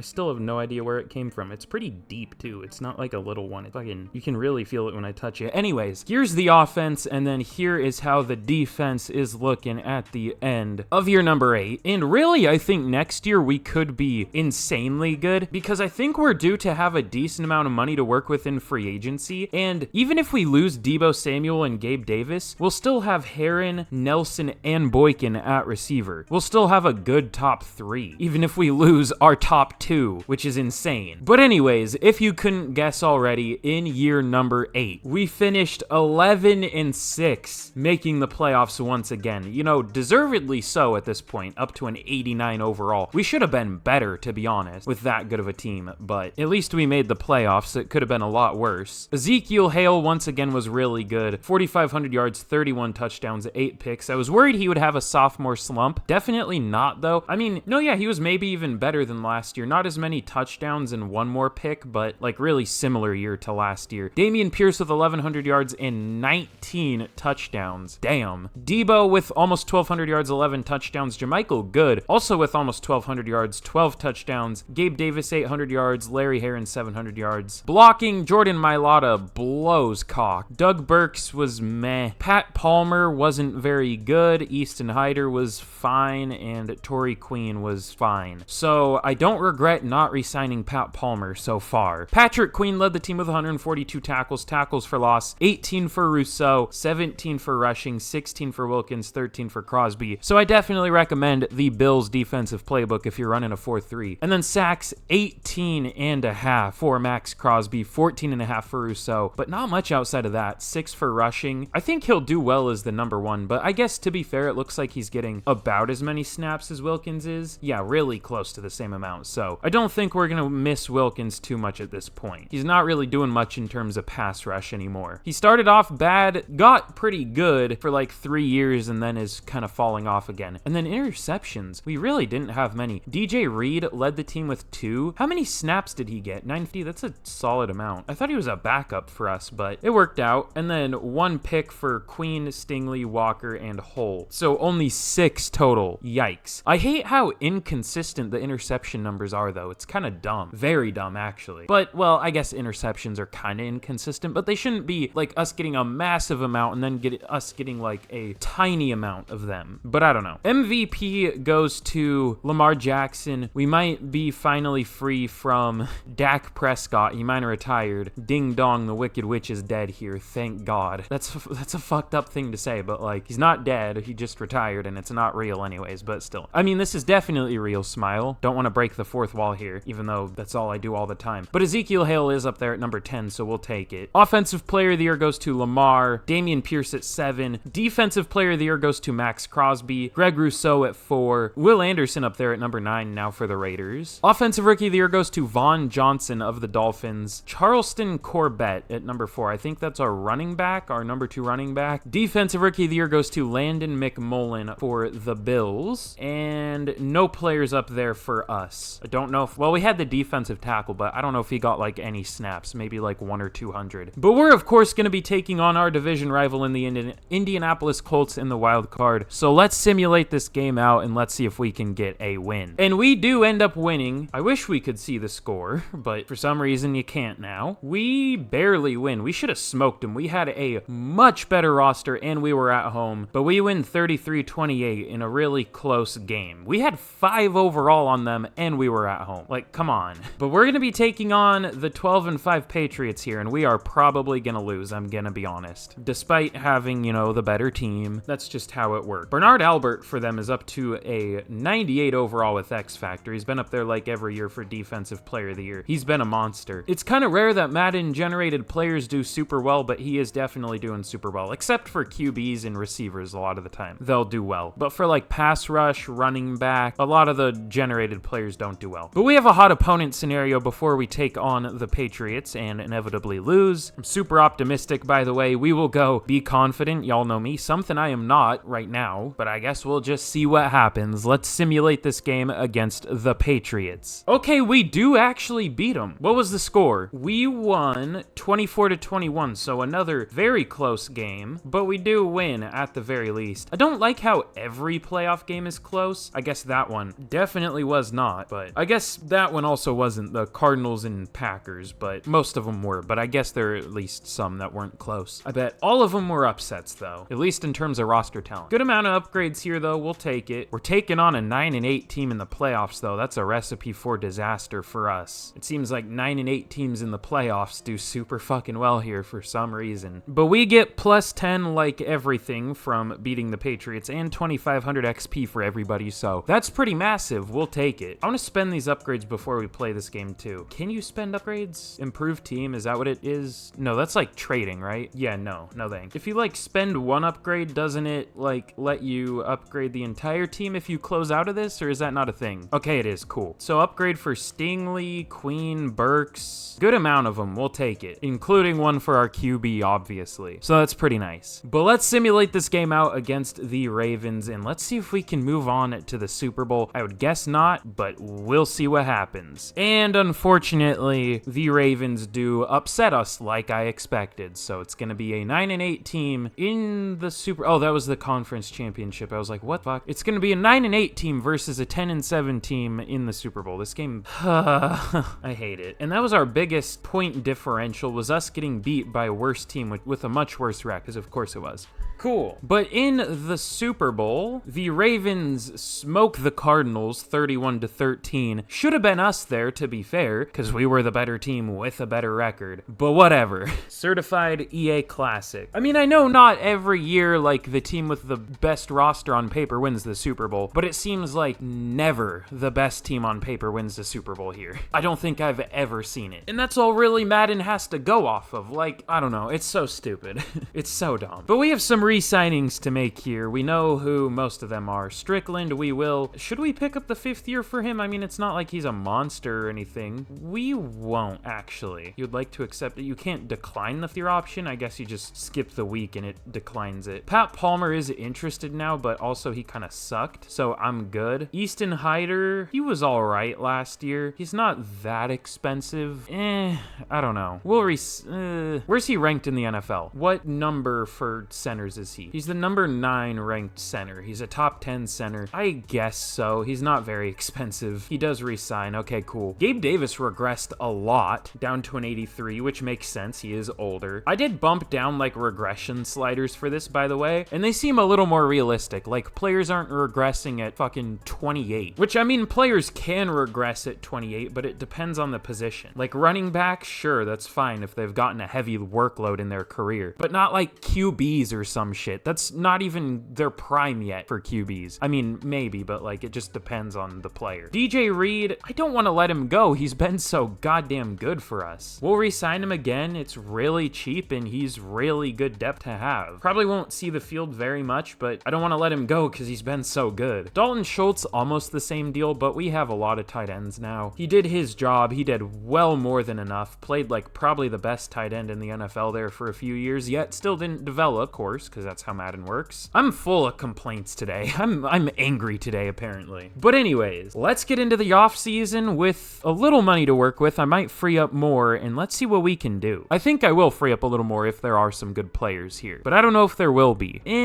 Kinda. It's a lot of good secondary players here. There's Joey Porter, Martin Emerson, Buda Baker, Oscar Carter. Oh, Damon Hall is here, who's actually developed into a good player, up to an 84 now. Oh, of course he's turned into a really good player. Why wouldn't he? 11 sacks last year. I mean, if we sign him, he's gonna absolutely blow cock, but of course he's turned into a stud. I mean, at least we have good pass rushers now, so it's not too bad, but still. I guess we never really gave him a chance, though, because he wasn't a very good scheme fit. He was a speed rusher, and ours uses power rushers for both edge positions, which I don't really like those, because you can't switch them for some reason. I like having one side for speed and one side for power for the specialists, but it is what it is. Ooh, this guy's interesting. We're probably going to need linebacker soon. I mean, I would imagine that Patrick Queen and Quay Walker aren't very young anymore. Yeah, Queen's Moreland's 32, but he's still an 88 overall. And then Walker's 31, and he's still an 87. So we're still good there. But we might as well go for that guy. Just maybe eventual replacement in the next couple years, and just a good third guy to have. He won't be very expensive. But I'll restructure some of these and maybe look for some more good players to add, and we'll be looking pretty goddamn good, to be honest. Oh, wait. Ezekiel Hale went up to X Factor. I didn't expect that. I mean, he was good, but he wasn't like insane or anything. But we will take that. Still only an 83, but is looking really good here. Okay, well, I guess the only player we're gonna go for is Chad Hanna. We could also go for a safety, but like, Budda Baker, his stats weren't very good. He didn't even have one pick last year. Kind of similar stats to Jalen Petrie in the sense that the most he's... well, I guess... or no, I was looking at tackles for loss just now. Like, the most he's had recently is like 1 in a season. I guess he had like 3 1 year, 2 1 year, but eh. But I mean, he wouldn't be bad. He's a good overall. We'll shoot him a 1-year deal, I guess. As long as there isn't another team crazy interested. Not really, so we do have the lead for him. I wish there was a younger good safety, because I mean, that's just a 1-year rental. But it works. So we'll see if we can get Budda Baker and Chad Hanna here. I don't know if we'll get Hanna, because obviously the Chargers are also interested, but we will sure try. They both sign, and we do get Baker, but we don't get Hanna, unfortunately. Which does suck, because he would have probably turned into a really good player for us in a few years. But I guess that gives us something to draft, so that kind of works out. Damn it, all the other players I was thinking about are gone now, like Chris Frazier and Nate Harris, but it is what it is. So with that, let's get to the draft. We'll see what we can do. Lots of back-to-back number 1 picks here. The Titans have the number 1 pick back-to-back. We pick at number 30, though. And again, I don't really know what to do here. I think really our only quote-unquote need is still maybe offensive line. Again, we're really burning through these linemen. But, well, even then, no, we have Watkins still. We haven't really given him a chance. I mean, maybe we could find someone better than him. We'll see for sure, but we're definitely not looking bad there. Maybe a linebacker too, we'll see. Also, Whitlock has developed really well here. I mean, he's gone from a 71 or whatever he was to now an 88, the 3rd best free safety in the league. He's become really good for sure. Just thought I would point that out, because it's kind of fun when players do break out and develop like that. It's kind of rare in Madden, but I guess it does happen sometimes. But let's see. I guess we can look for a lineman. It depends on if there's like a really crazy looking one or if they all just look okay. This guy does look really good though. Maybe not. None of his blocking stats are great, and his run block finesse is really bad. His run block power is really good, though, so I guess one thing does look great about him. So we might take him. We'll see. Could also go like Joe Fitzsimmons, but he's not supposed to go until next round. But he does look like a good option for the next round, for sure. Could also look for a safety if I actually had any of them scouted, which I don't. Ooh, definitely not that guy. Why are some of these safeties so goddamn slow? This guy is not, though. But he has terrible awareness. Fun. Okay, I think we'll just go Steven Delos, whatever the fuck that last name is. He'll just be a backup, though. He's not going to be good enough to start for us. But to be fair, I don't know if we're going to get anyone here that is good enough to start for us. I think no matter who we take here, they're going to be a backup. So let's just go with Steven Delos because he does look really good. Out of Oklahoma, only 21 years old, 6'4", 330. Let's take him. Normal dev, surprisingly, but might be a good overall, we'll see. But I am disappointed about that dev trait. I don't feel great about that pick, but there wasn't anyone really that I was dying for there. Is Max Jordan the goddamn linebacker I wanted? I'm going to scream. I think he was. God damn it, dude. We just cannot get another linebacker. I don't know why. I want a good third guy, but we're just getting cucked here. Shout out Andrew Tate. This guy looks actually really good, though. Kenny Duggan. Elijah Moreland also looks good. Bad block shedding, but everything else looks really good. Which one's supposed to go first, Moreland or Duggan? I guess I don't really know. So we'll go with Moreland, just because he does look better. His block shed sucks, but good speed. Not the best strength in the world, but we'll take him here. Normal dev, surprisingly. I thought it would be better than that, but good speed, good agility, good excel. We're getting screwed with the dev traits here, but he looks good. It seems really hard to get dev traits for outside linebackers, though. Middle linebackers, it's easy, but outside, not so much. I feel like this is another bad draft class, I'm going to be honest. I'm not really loving how it's looking. We might go with one more receiver here just to add another guy. I guess we'll go with Daniel Marshall because he's the fastest. Although Mobley, he's a little slower, but he might be a little better. Yeah, we'll go with Mobley. He has really good short route, which, how are you going to be a slot receiver in Daniel Marshall and only have C short route running? Like, that's slot receivers' thing. Short routes. So I don't know, we'll take John Mobley here. No dev trait. Slot receivers never have a dev trait. I've literally seen one ever with a dev trait. But he will likely be like almost a 75 overall. Maybe not, maybe more like 72 because he didn't look great, but still. But anyways, let's just simulate the rest of this out. Okay, yeah, this definitely was not a very good draft. I don't know what the hell the CPU did, just all secondary for no reason. We have secondary players. We didn't really need depth there, but fair enough. It's not like we did much better, though, but well, at least we got players that are going to make the goddamn team. I think the CPU picked one player that's going to make the team in favors, and that's probably it. But Delos is only a 73. Moreland is a 72, which is fine for the second round. Mobley is a 72 as well, which I called that. Really good short route running. Good catch in traffic, good catching, solid spec catch, but everything else kind of sucks. Especially his release, good lord. So not my best draft ever, but I feel like the class was just weak. It might have been good early. Yeah, there was a good QB early, but pretty much all the good players went earlier than we had picks at. Deion Callahan, this guard here, 81 overall to the 49ers. That might be the highest overall guard I've ever seen. I've drafted a 79 before, and he has superstar, unsurprisingly. Yeah, I've drafted a 79 before, but that was the highest. Was that in last year's game, or was that this year's game? I can't remember. They're almost identical, so it's hard to tell which is which. Then Brett Davis to the Seahawks at number 3 overall. I guess we could have taken this running back, but we didn't need running back. That linebacker went before we could have gotten him. We could have taken that corner, but we definitely don't need corner. So I think we did okay, considering it wasn't a great draft class past the early first. Am I just coping? Maybe, but you gotta cope sometimes so you don't go insane, you know what I mean? What the fuck? I just found a Sharpie under my keyboard. I didn't even know I had a Sharpie in here. What the fuck is this in here for? I don't know. Let's get into year number 9. I'm losing my mind. Okay, well, here we are heading into year number 9 of the rebuild, second to last season. At least I hope it's year number 9. I mean, I've probably lost count. It's probably already year 10, or maybe it's only year 8. I don't know. But I'm trying my best to count out here, which is hard, apparently.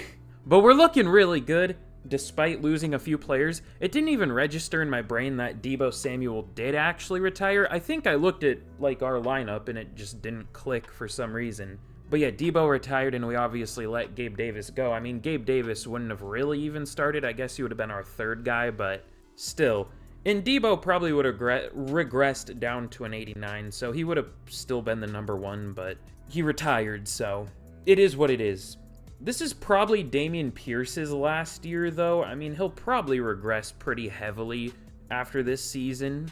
And I don't know what we're going to do at running back, to be honest. And running back is very, very important in this game, so it might not be a great last year. We'll see what happens. And then here's a look at the defense. We obviously let Christian Wilkins go. We added Budda Baker, which is cool, I guess. We'll see if he plays well. I don't know.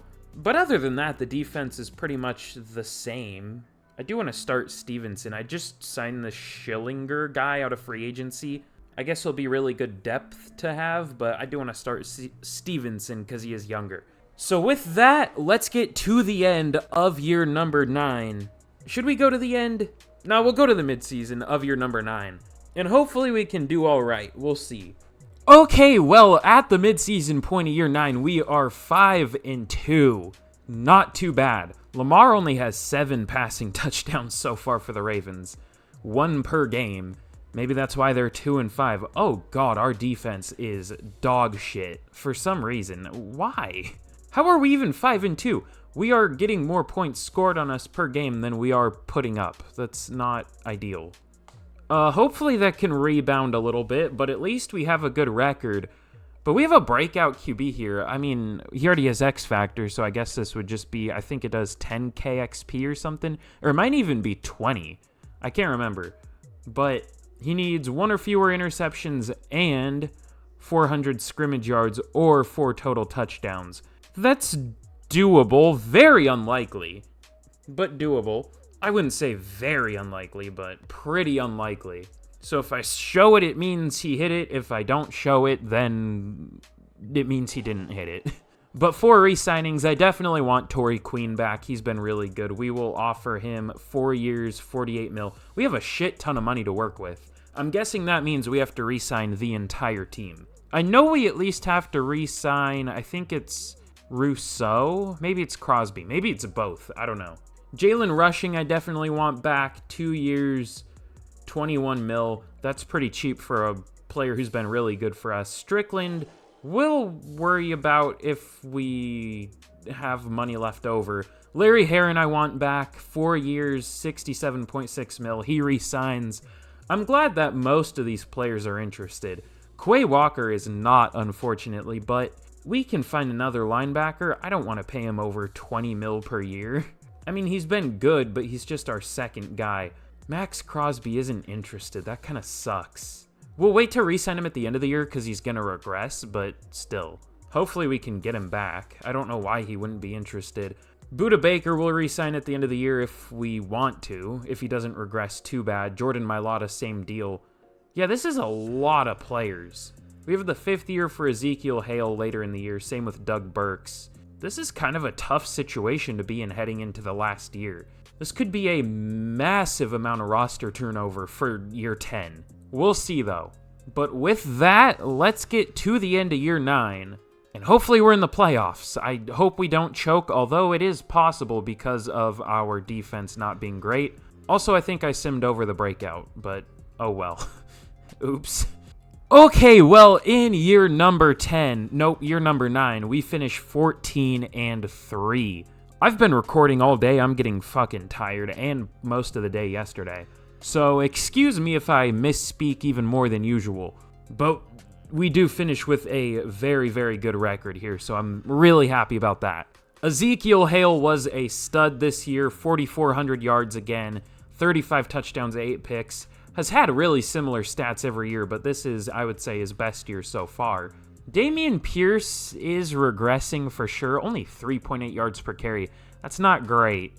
1,000 yards, though, just barely, and 12 touchdowns, so we might need to look for a new running back this year, like I expected. But I didn't think he wouldn't be great this year, so that kind of sucks. Jamichael Good led the team with 1,200 receiving yards, 9 touchdowns, bad 2 touchdown stat combinations right there. Damian Nelson with 1,100 yards and 11 touchdowns. Larry Heron with 892 yards, 7 touchdowns. Timmy Boykin was okay, solid for a third receiver. Blocking, Jordan Mailata was really good, of course, in a contract year. Easton Hyder was dog shit. Doug Burks was mid, not great. Alex Watkins was meh, and Torrey Queen was fine.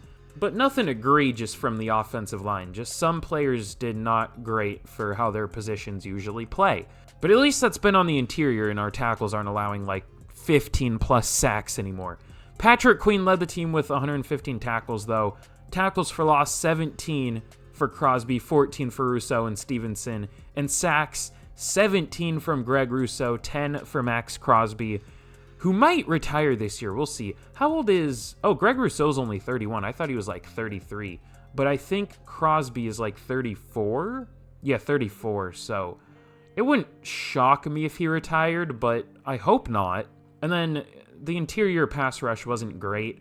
5.5 sacks for Rushing, 3.5 for Stevenson. And then interceptions, again, really low numbers. 3 for Queen, 2 for Stingley, and 1 for Walker. And that's it. So Baker didn't get one, Whitlock didn't get one, Reed, Strickland, Hole. It's not great, but Queen had a really good season overall. But let's check out yearly awards. MVP is going to be, Lamar Jackson. Surprisingly not Mahomes. Ezekiel Hale at number 4. We'll take that. Did we kill the career of that one Vikings QB? I haven't seen him up here since, I don't think. I can't remember his name now. Thank God, I forgot it. No, it was like Dixon or something. Not Dixon. Let me find him. CJ Stroud is up there, but we definitely have a better QB than him now. What the hell was his name? Max Agnew went to the Raiders. That's interesting. Formerly of the Commanders, obviously. Wait, no, that's a different one. So now there are 2 Agnew quarterbacks here. That's not confusing at all. Max Agnew and Simon Agnew. Do they have the same face, too? I think they do. God damn it, dude. Or at least similar ones. What the hell was that one guy's name? I can't find him now. Maybe he doesn't start, rightfully so. I don't know why I'm so mad at him. Probably because he sucked. David Quincy doesn't suck nearly as much for the Steelers, but not, like, great. Okay, yeah, we just absolutely ruined him. He was good the last year, or the year after he left us, but he was really only good for the Vikings. We pulled a Russell Wilson with him. But anyways, I don't even feel like checking the rest of the awards. I'm tired. I'm sick of this game. I've had enough. We're in the playoffs, though, obviously. We're an 89 overall once again. The Patriots are only an 85, so I can't wait to lose this game. It's gonna be amazing. Okay, no, we do win, surprisingly. I just need to be pessimistic, and then we'll win, probably. We barely win, 44-38. I love our fucking, 91 overall defense? 92 overall defense, allowing 38 points. We built the goddamn 85 Bears defense out here, and it's allowing 38 points per game. That's awesome, dude. Love that. But we're going to be taking on the Jets in the divisional. I don't face them in the playoffs very much, it feels like. But we'll probably lose this game to them, even though they have the 27th best offense per point, or in terms of points per game in the NFL. Truly elite. Okay, again, apparently I just have to be pessimistic, because we do beat the Jets. No, not standings. I'm fucking stupid. Although the Raiders are at the top of the standings, which is the team we're going to be taking on. Can't wait for the 5-sack Will Anderson revenge game, even though he barely had 5 sacks each season for us. But we do win 24-17 in another close game, but our defense did a lot better there, thankfully. But we have a hot opponent scenario. Also, our defense allowed 17 points in that game and then 38 the week before. Again, shout out Fetty Wap. But we will go be confident. One of these times, I'm going to go insult opponent and y'all won't be ready for it. I've done it once before. I'm going to do it again someday and y'all won't be ready. Ooh, my screen went like bright blue there for a second. Thought my PC was dying. Just Madden. But let's inevitably lose to a worse overall team in the Raiders, even though they have had a much better season, not deservingly so, because we have a much better roster low-key, but I can't wait to lose. Okay, no, I genuinely thought we were going to lose that one. The other ones I was just being pessimistic, but that one I genuinely thought we would lose. But we did get a win against the Raiders, and we're going to be in the Super Bowl against the Buccaneers. We have a recap for the hot opponent here. Shout out Bobby Schmurda. I don't know why I'm shouting out so many people in this rebuild. Fucking shouted out Fetty Wap, Bobby Schmurda, Andrew Tate, for some reason. I do it a lot, but I've done it a lot in this one. Let's give a random shout out. Shout out, who do I want to shout out? You know what? Shout out you for watching this video and making it this far. That's the shout out I'll give. Shout out to you for being a fucking goat, for tanking 9 years of me complaining. 9 full seasons. Ooh, there's a moth flying in front of my PC. That's fun. It just landed like right... Is it going under my keyboard? What is blood doing? Go away, bozo. I'm slowly turning more white. I don't know what's wrong with me. But we have some upgrades here before we jump into the Super Bowl against the Buccaneers. We have an upgrade for David Cook. Barely know who that is. I think I've changed every single depth player every single year of this rebuild. But we have a Super Bowl Media Day here.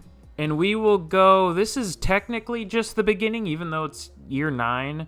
Mikey McDingle definitely would have been fired by this point in real life. But if he's pulling a Bill Belichick here and being like the head coach and GM, I mean, I feel like I've done a pretty good GM job, you know what I'm saying? Like, We probably have the best lineup in the NFL at an 89 overall at this point. And that's also not strictly building overall. That's trying to get good overall players that actually play well, too. If I went overall, this could be easily a 90-plus overall team. But yeah, we do have the best roster in the NFL right now. There are some 88 overalls, but we are the only 89. So that's pretty cool. But without further ado, I don't know why I said that so weird. Let's jump in against the Buccaneers, and let's see if we can get the Texans their first ever Super Bowl. I hyped it up way too much, and now we're going to lose. I can't wait. I think I've only jumped into one game ever in Madden 24. People ask me a lot to do like full franchise series. I feel like I'm not good enough at the game to do that. I don't know the last time I've played a full Madden game, like genuinely. It's probably been 5 years or more. I'm not kidding.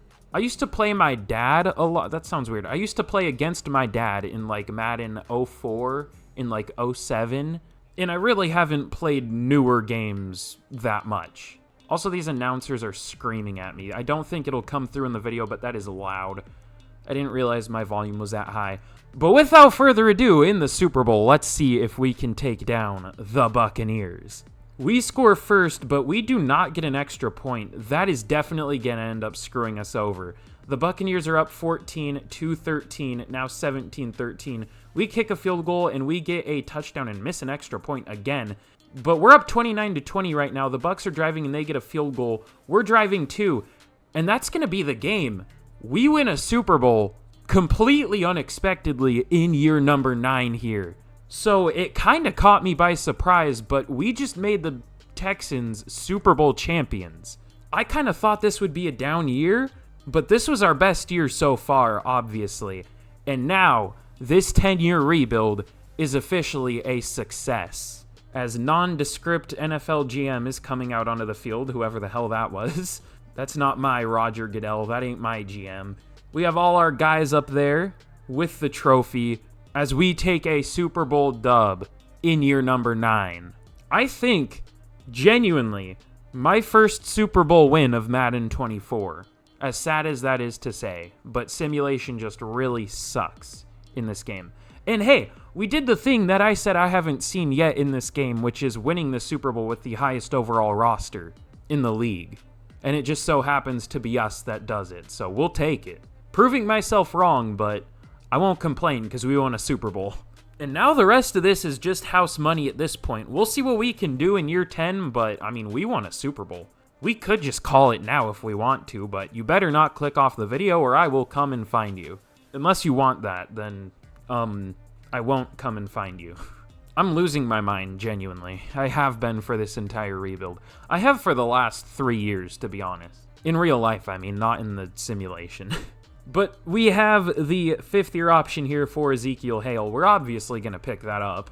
He's been a stud for us. And Andrew Strickland went up to X Factor. Okay, I mean, well, I guess we'll re-sign him now. 2 years, $9 million, sure. Easy decision there.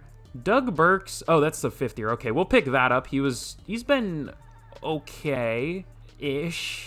He hasn't been great, though. Quay Walker, I don't feel like paying him that much money. I mean, if he's, like, the best linebacker available in free agency, then for sure, but, like, I don't know.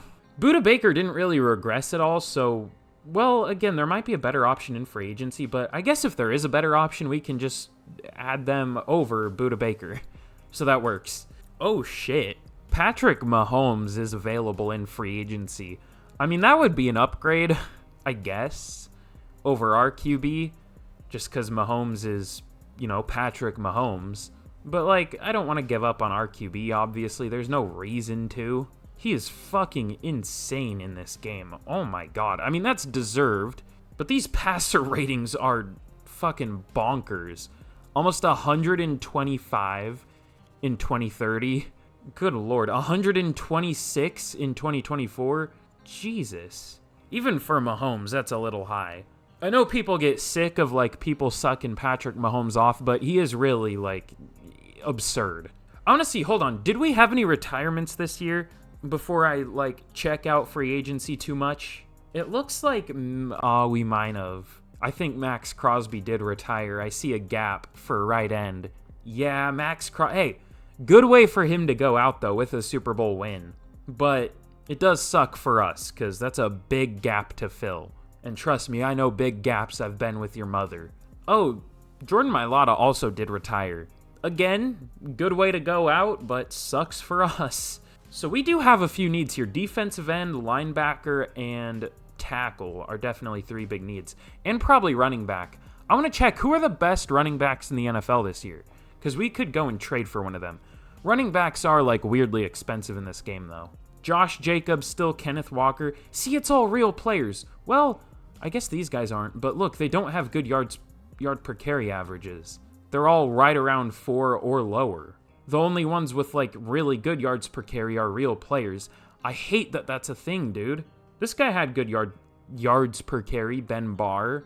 We could trade for him, although I might have learned my lesson on trading for players from the Vikings, so we might not do that. We could trade for one of these top 2 guys, though, even though they are fucking old. Oh, and they're expensive. You're telling me a 34-year-old running back is going to cost us like a first-round pick? You're smoking meth. We couldn't even get him for a first-round pick. Fuck that, dude. What about Walker? Kenneth Walker, my king? Can't wait for the Seahawks to run him into the ground and get him hurt and ruin his career like they did with, Thomas Rawls, Chris Carson. They tried to do it with Rashad Penny. He might be good for the Eagles, though. They did it with CJ Procise. I love the team I root for. I don't regret becoming a Seahawks fan at all, and I don't wish I could bandwagon often. Smile. But yeah, I don't think we're going to be able to trade for a running back, unfortunately. So our run game might suck this year, I'm going to be honest. But hopefully we can overcome that. I'm just a ray of sunshine today. I fucking... Jesus. Oh, Hal Green with Superstar Dev. That's interesting. We do need tackle, but checking Christian Darrisaw's stats, he was not good. So we might not go for him. Oh, we're not going for Tyrone Bass. 17 sacks allowed a couple years ago. Jedrick Wills, better than anyone I've seen. But I do kind of trust Darrisaw more. The Seahawks are run heavy, probably. Actually, I have no idea in this game. I'm kind of speaking out my ass, but they probably are. Didn't we have Derek Gerard at one point? I don't know. Maybe we just had someone with the same face. Oh, David Quincy here again. I guess we never traded for him from the Vikings. We just signed him out of free agency, but we're definitely not signing him again, and he deserves to sit here in free agency and rot. I don't know why I have so much animosity towards him. I mean, it's not like he threw 5 touchdowns and 35 picks, but he threw almost as many interceptions as touchdowns, so I didn't love that. I'm just rambling so much at this point. I'll look through free agency, and hopefully there are some good players. But these are going to be the players we're going to go for in free agency. It's going to be Christian Darrisaw, Quay Walker, Myles Murphy, Emmanuel Forbes, and Rayshon Cook. Obviously, a couple of these are to fill retirements. We're bringing Quay Walker back, and then Forbes and Cook are just good depth, pretty much. Actually, Forbes might start. We'll see. But I just want to spend all the money I can just because, we can. I could even free up more money from restructures if I want to make this team absolutely insane. I might do that. That would be kind of fun. Let's make this team just fucking cracked for the last season. Okay, now these are going to be the players we go for. Still the same ones, but we're also going for Jesse Bates just to be really good depth.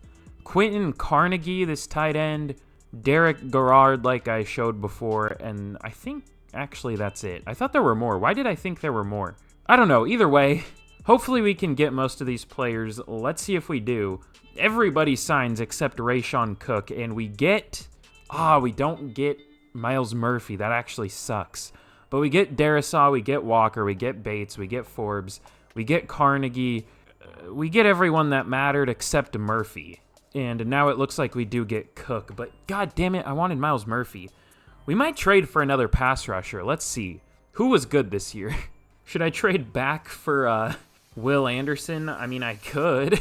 Okay, unfortunately, there weren't any good pass rushers that I could afford to trade for. There was one from the Bills that looked really good, but we just didn't have enough value to trade for him. I put like 2 firsts, a second, a good player. It still wasn't enough. It would have been funny to steal another good pass rusher from the Bills, but we'll just have to look for that position in the draft. But speaking of the draft, let's get there, and let's hopefully finish off this team like your mother finishes me off. I don't know why I'm getting so vulgar at the end of this rebuild, but that's just how it is. It'd be like that sometimes. And then here for the final draft, the Rams have the number 1 overall pick. We, of course, have number 32. My voice is going out. For winning the Super Bowl. Damn, that QB looks really good right there. Travis Bird. I mean, we don't need QB, but damn. Oh, his awareness sucked. But other than that, he looks crazy. I did want a power rusher. Unfortunately, there was, I think, 1 first-round projected one, and of course, he's gone now. So I guess we're just gonna have to work with what we already have on the roster. So that's kind of tough. And that was like our 1 need. So I don't know what we're gonna do there, but we'll figure something out, hopefully. Would it be weird to just simulate this entire draft out? I mean, shit, like, I don't know who to take. Oh, guy's interesting. I have a weird obsession with taking millions of offensive linemen throughout rebuild. And guess what? Our offensive line still ends up being terrible by the end of the rebuild. I guess it's been better as of late, but still. Let's go with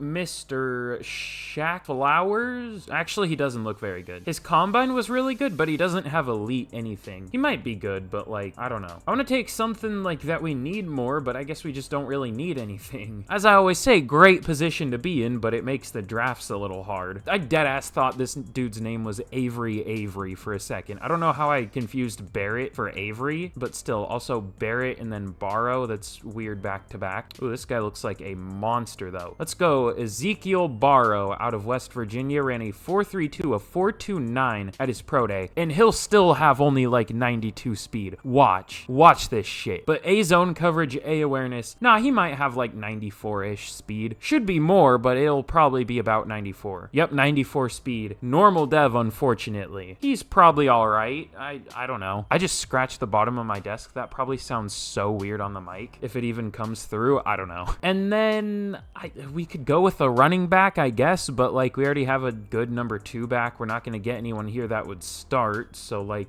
Let's go with Spencer Olsen. Sounds good. He looks pretty good. Okay, I'm simulating the rest of this shit out. Hopefully we got some good players. Okay, well, we had a solid first 2 picks. Barrow is a 77. I thought he would be a little better. Maybe his man coverage just sucks. That's my guess. Oh, it doesn't just suck. It is horrendous. Okay, cool. That is the 3rd time I've used this word during this rebuild. I don't know why. Spencer Olsen is also pretty good. And then I did actually end up taking all these picks, trying to hopefully luck into a good player. Unfortunately, we did not. Ironically, the first defensive end we took was the worst one at a 65, and then the other 3 ended up being a 67 when I moved them down to defensive end. Also, Jeff Phillips is a weird player. He was actually a defensive end at 5'11", 250. That's a goofy-ass defensive end build. It almost makes me think he's like a different position, like playing out of position. You know what I mean? Like, would he be better suited at like fullback or something? He would be a deadly 59 at safety if we wanted to do that. He'd be a 45 overall fullback. There was a corner I took earlier, or no, a receiver that was like a 63, and he ended up being like a 58 at corner. I didn't end up doing it, but like thought about it. Just fun. But no, he isn't good at any other position. Which there is a rebuild I was thinking about doing for a while that would be, you know, similar to what I was just doing there, but I don't think the rebuild I'm thinking of would result in many wins. I don't think it would be very fun to watch. It would be way too hard, but it could be fun. But anyways, that's the draft, and let's get into the 10th and final year of this lengthy rebuild. But here is a look at the team heading into the 10th and final year of the rebuild. We have a hell of a roster here, up to we're an 88. I thought we were an 89 for some reason. Hopefully we can be up to a 90 even by the end of the year. We'll see though. I don't want to jinx anything. I don't know if we're going to do well this year. I have no idea how year 10 in rebuilds go, especially in Madden 24, because I've never done one here, but we'll see what happens. We still do have at least 1 Texan here in Dameon Pierce, so that's good. Keeping the Texan spirit alive. And then on defense, we of course still have Derek Stingley too. Not many real players left left on this team, but at least 2 of them are Texans. But obviously, very good roster, and hopefully our record will reflect that. So let's get straight to the end of year 10, and hopefully we don't completely suck, but we'll see what happens. Even if we do, we already won a Super Bowl, so let's see what happens. Okay, well, before I reveal how we did in year number 10, thank you all for making it all the way here. And if you still, for some reason, haven't already,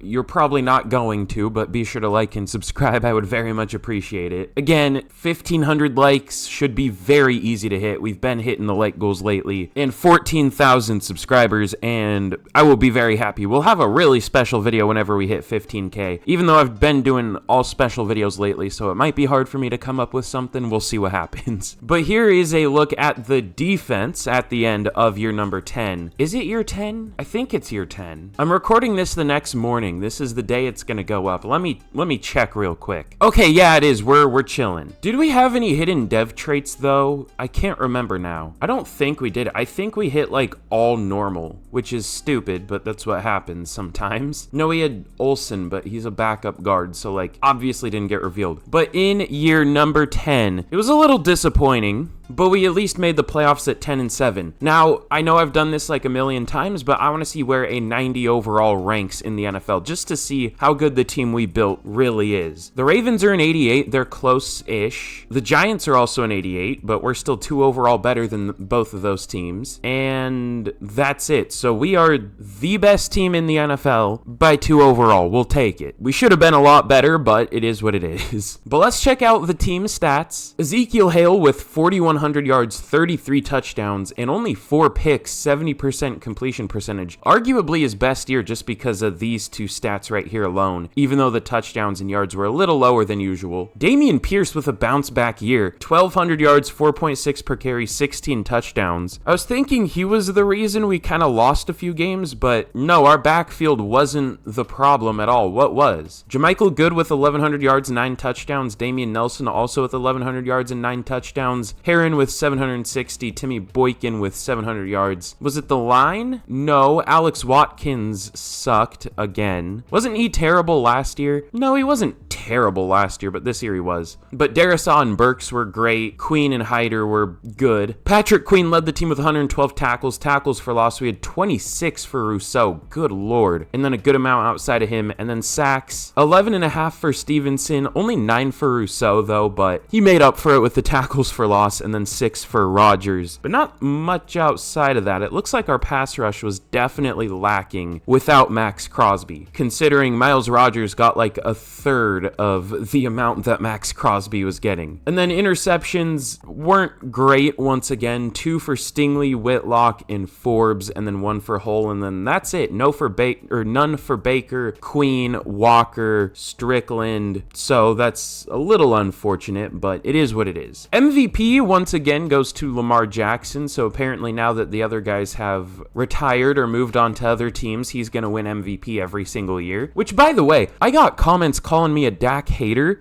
whenever I was like saying it's stupid that he's up here. Has he ever been up there in consideration in real life? Ask yourself that. Like, I think he had one really good season if you look at his stats in 2021. I think it was 2021, maybe 2020. I can't remember. That was like the only year, and even then he wasn't really in consideration because other QBs had like insane stats that year. Like, he's never been that guy before in his career. There is no reason he should be literally every single year, and I'm a Dak believer. There are people calling him dog shit right now. I think he's still solid. I think he's still top 10-ish. Like, I'm a Dak believer if anything, but it's just beyond stupid that he's like number 1 or number 2 for MVP like every single year. I genuinely might make him like a 70 overall in my custom rosters just so I don't have to deal with seeing him every goddamn year up here. Or I might like take his traits away. I think that might be why QBs get up here, with which, if anything, Dak shouldn't really have any traits. I mean, that's fucked up to say, but like he's an accurate QB, but he's not really gonna be the reason you win a game. I mean, he can be, but he doesn't exactly scream clutch or anything. Like, he doesn't really have the same it factor that like a Mahomes or Rodgers or like Josh Allen or Joe Burrow, one of those top guys, have. Like, he doesn't really have that to him. But I don't know, I'm just rambling at this point. Offensive player of the year goes to Jonathan Taylor, of of course, a division rival. I'm surprised he's still here. He's probably like close to 35. Ezekiel Hale at number 6. I just skipped over Hale for MVP. He was at number 7. Jaden Reed won Offensive Player of the Year for the NFC. That's interesting. Defensive Player of the Year goes to a player I was trying to trade for, and Scott Starkey. Greg Rousseau at number 4. Matthew Stevenson at number 9. Offensive Rookie of the Year goes to Brian Fenderson for the Chargers. Defensive Rookie of the Year goes to Travis Hoskins for the Colts. So again, a little disappointing in terms of record, but we still did well, and we still made the playoffs, so I'll take it. But we are probably gonna lose. If not this game, we're probably gonna lose soon. We did have a better offense and defense than the Chargers. It looks like our pass D was terrible, though, which is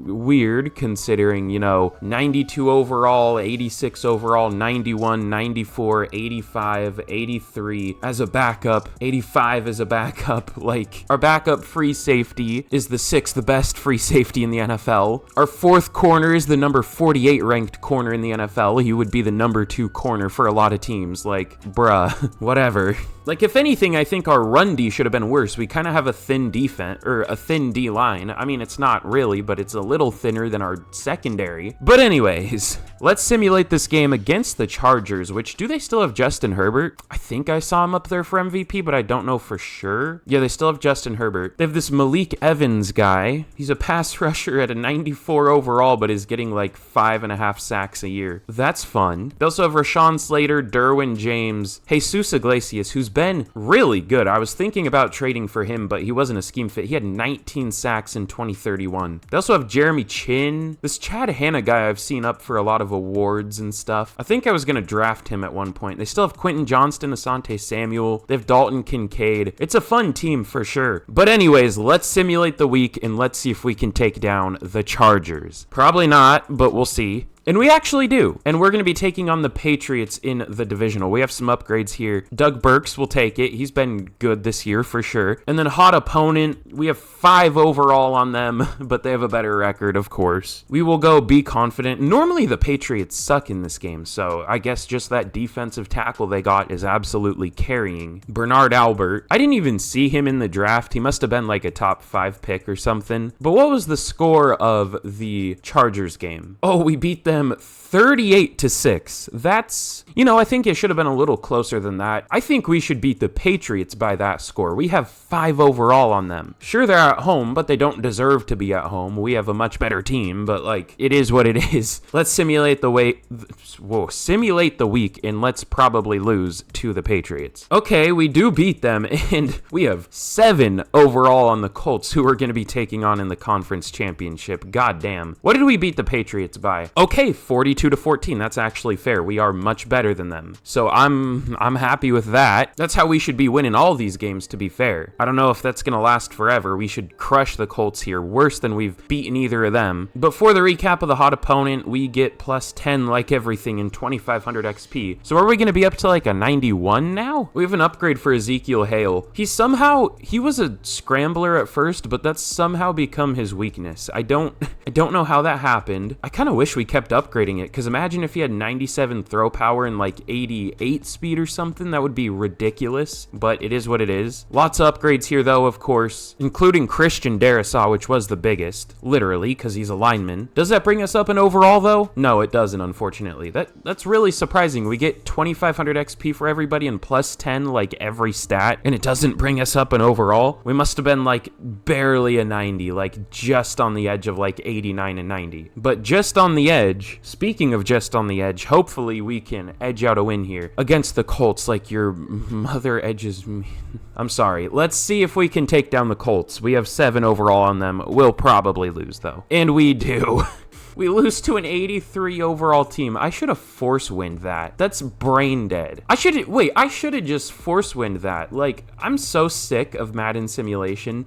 I don't know if we should have crushed these teams this bad, but we should have crushed the Colts 42-14. But they edge out a win against us by a field goal, and they're going to be moving on to the Super Bowl against the Buccaneers. And I don't even care who wins that Super Bowl. I'm sick of this. I'm sorry if y'all want to see that, but I'm sick of this. I don't want to see who wins it. I don't care. I want to get a good look at the team before it regresses for the end of this rebuild. But speaking of the end of this rebuild, thank you all so much for watching. I really hope y'all enjoyed today's video. I did for the most part. I enjoyed making the video. I don't enjoy this game. But you're a true GOAT if you have made it all the way here. I appreciate you very much. Again, for like the millionth time, be sure to like, be sure to subscribe. I really appreciate it. It really does help out the channel. And it'll make sure you catch more of my videos if you subscribe, if you like them for whatever reason. But that's going to be it for me. Thank you all so much for watching. And with that, I'll see y'all again in the next video. Goodbye.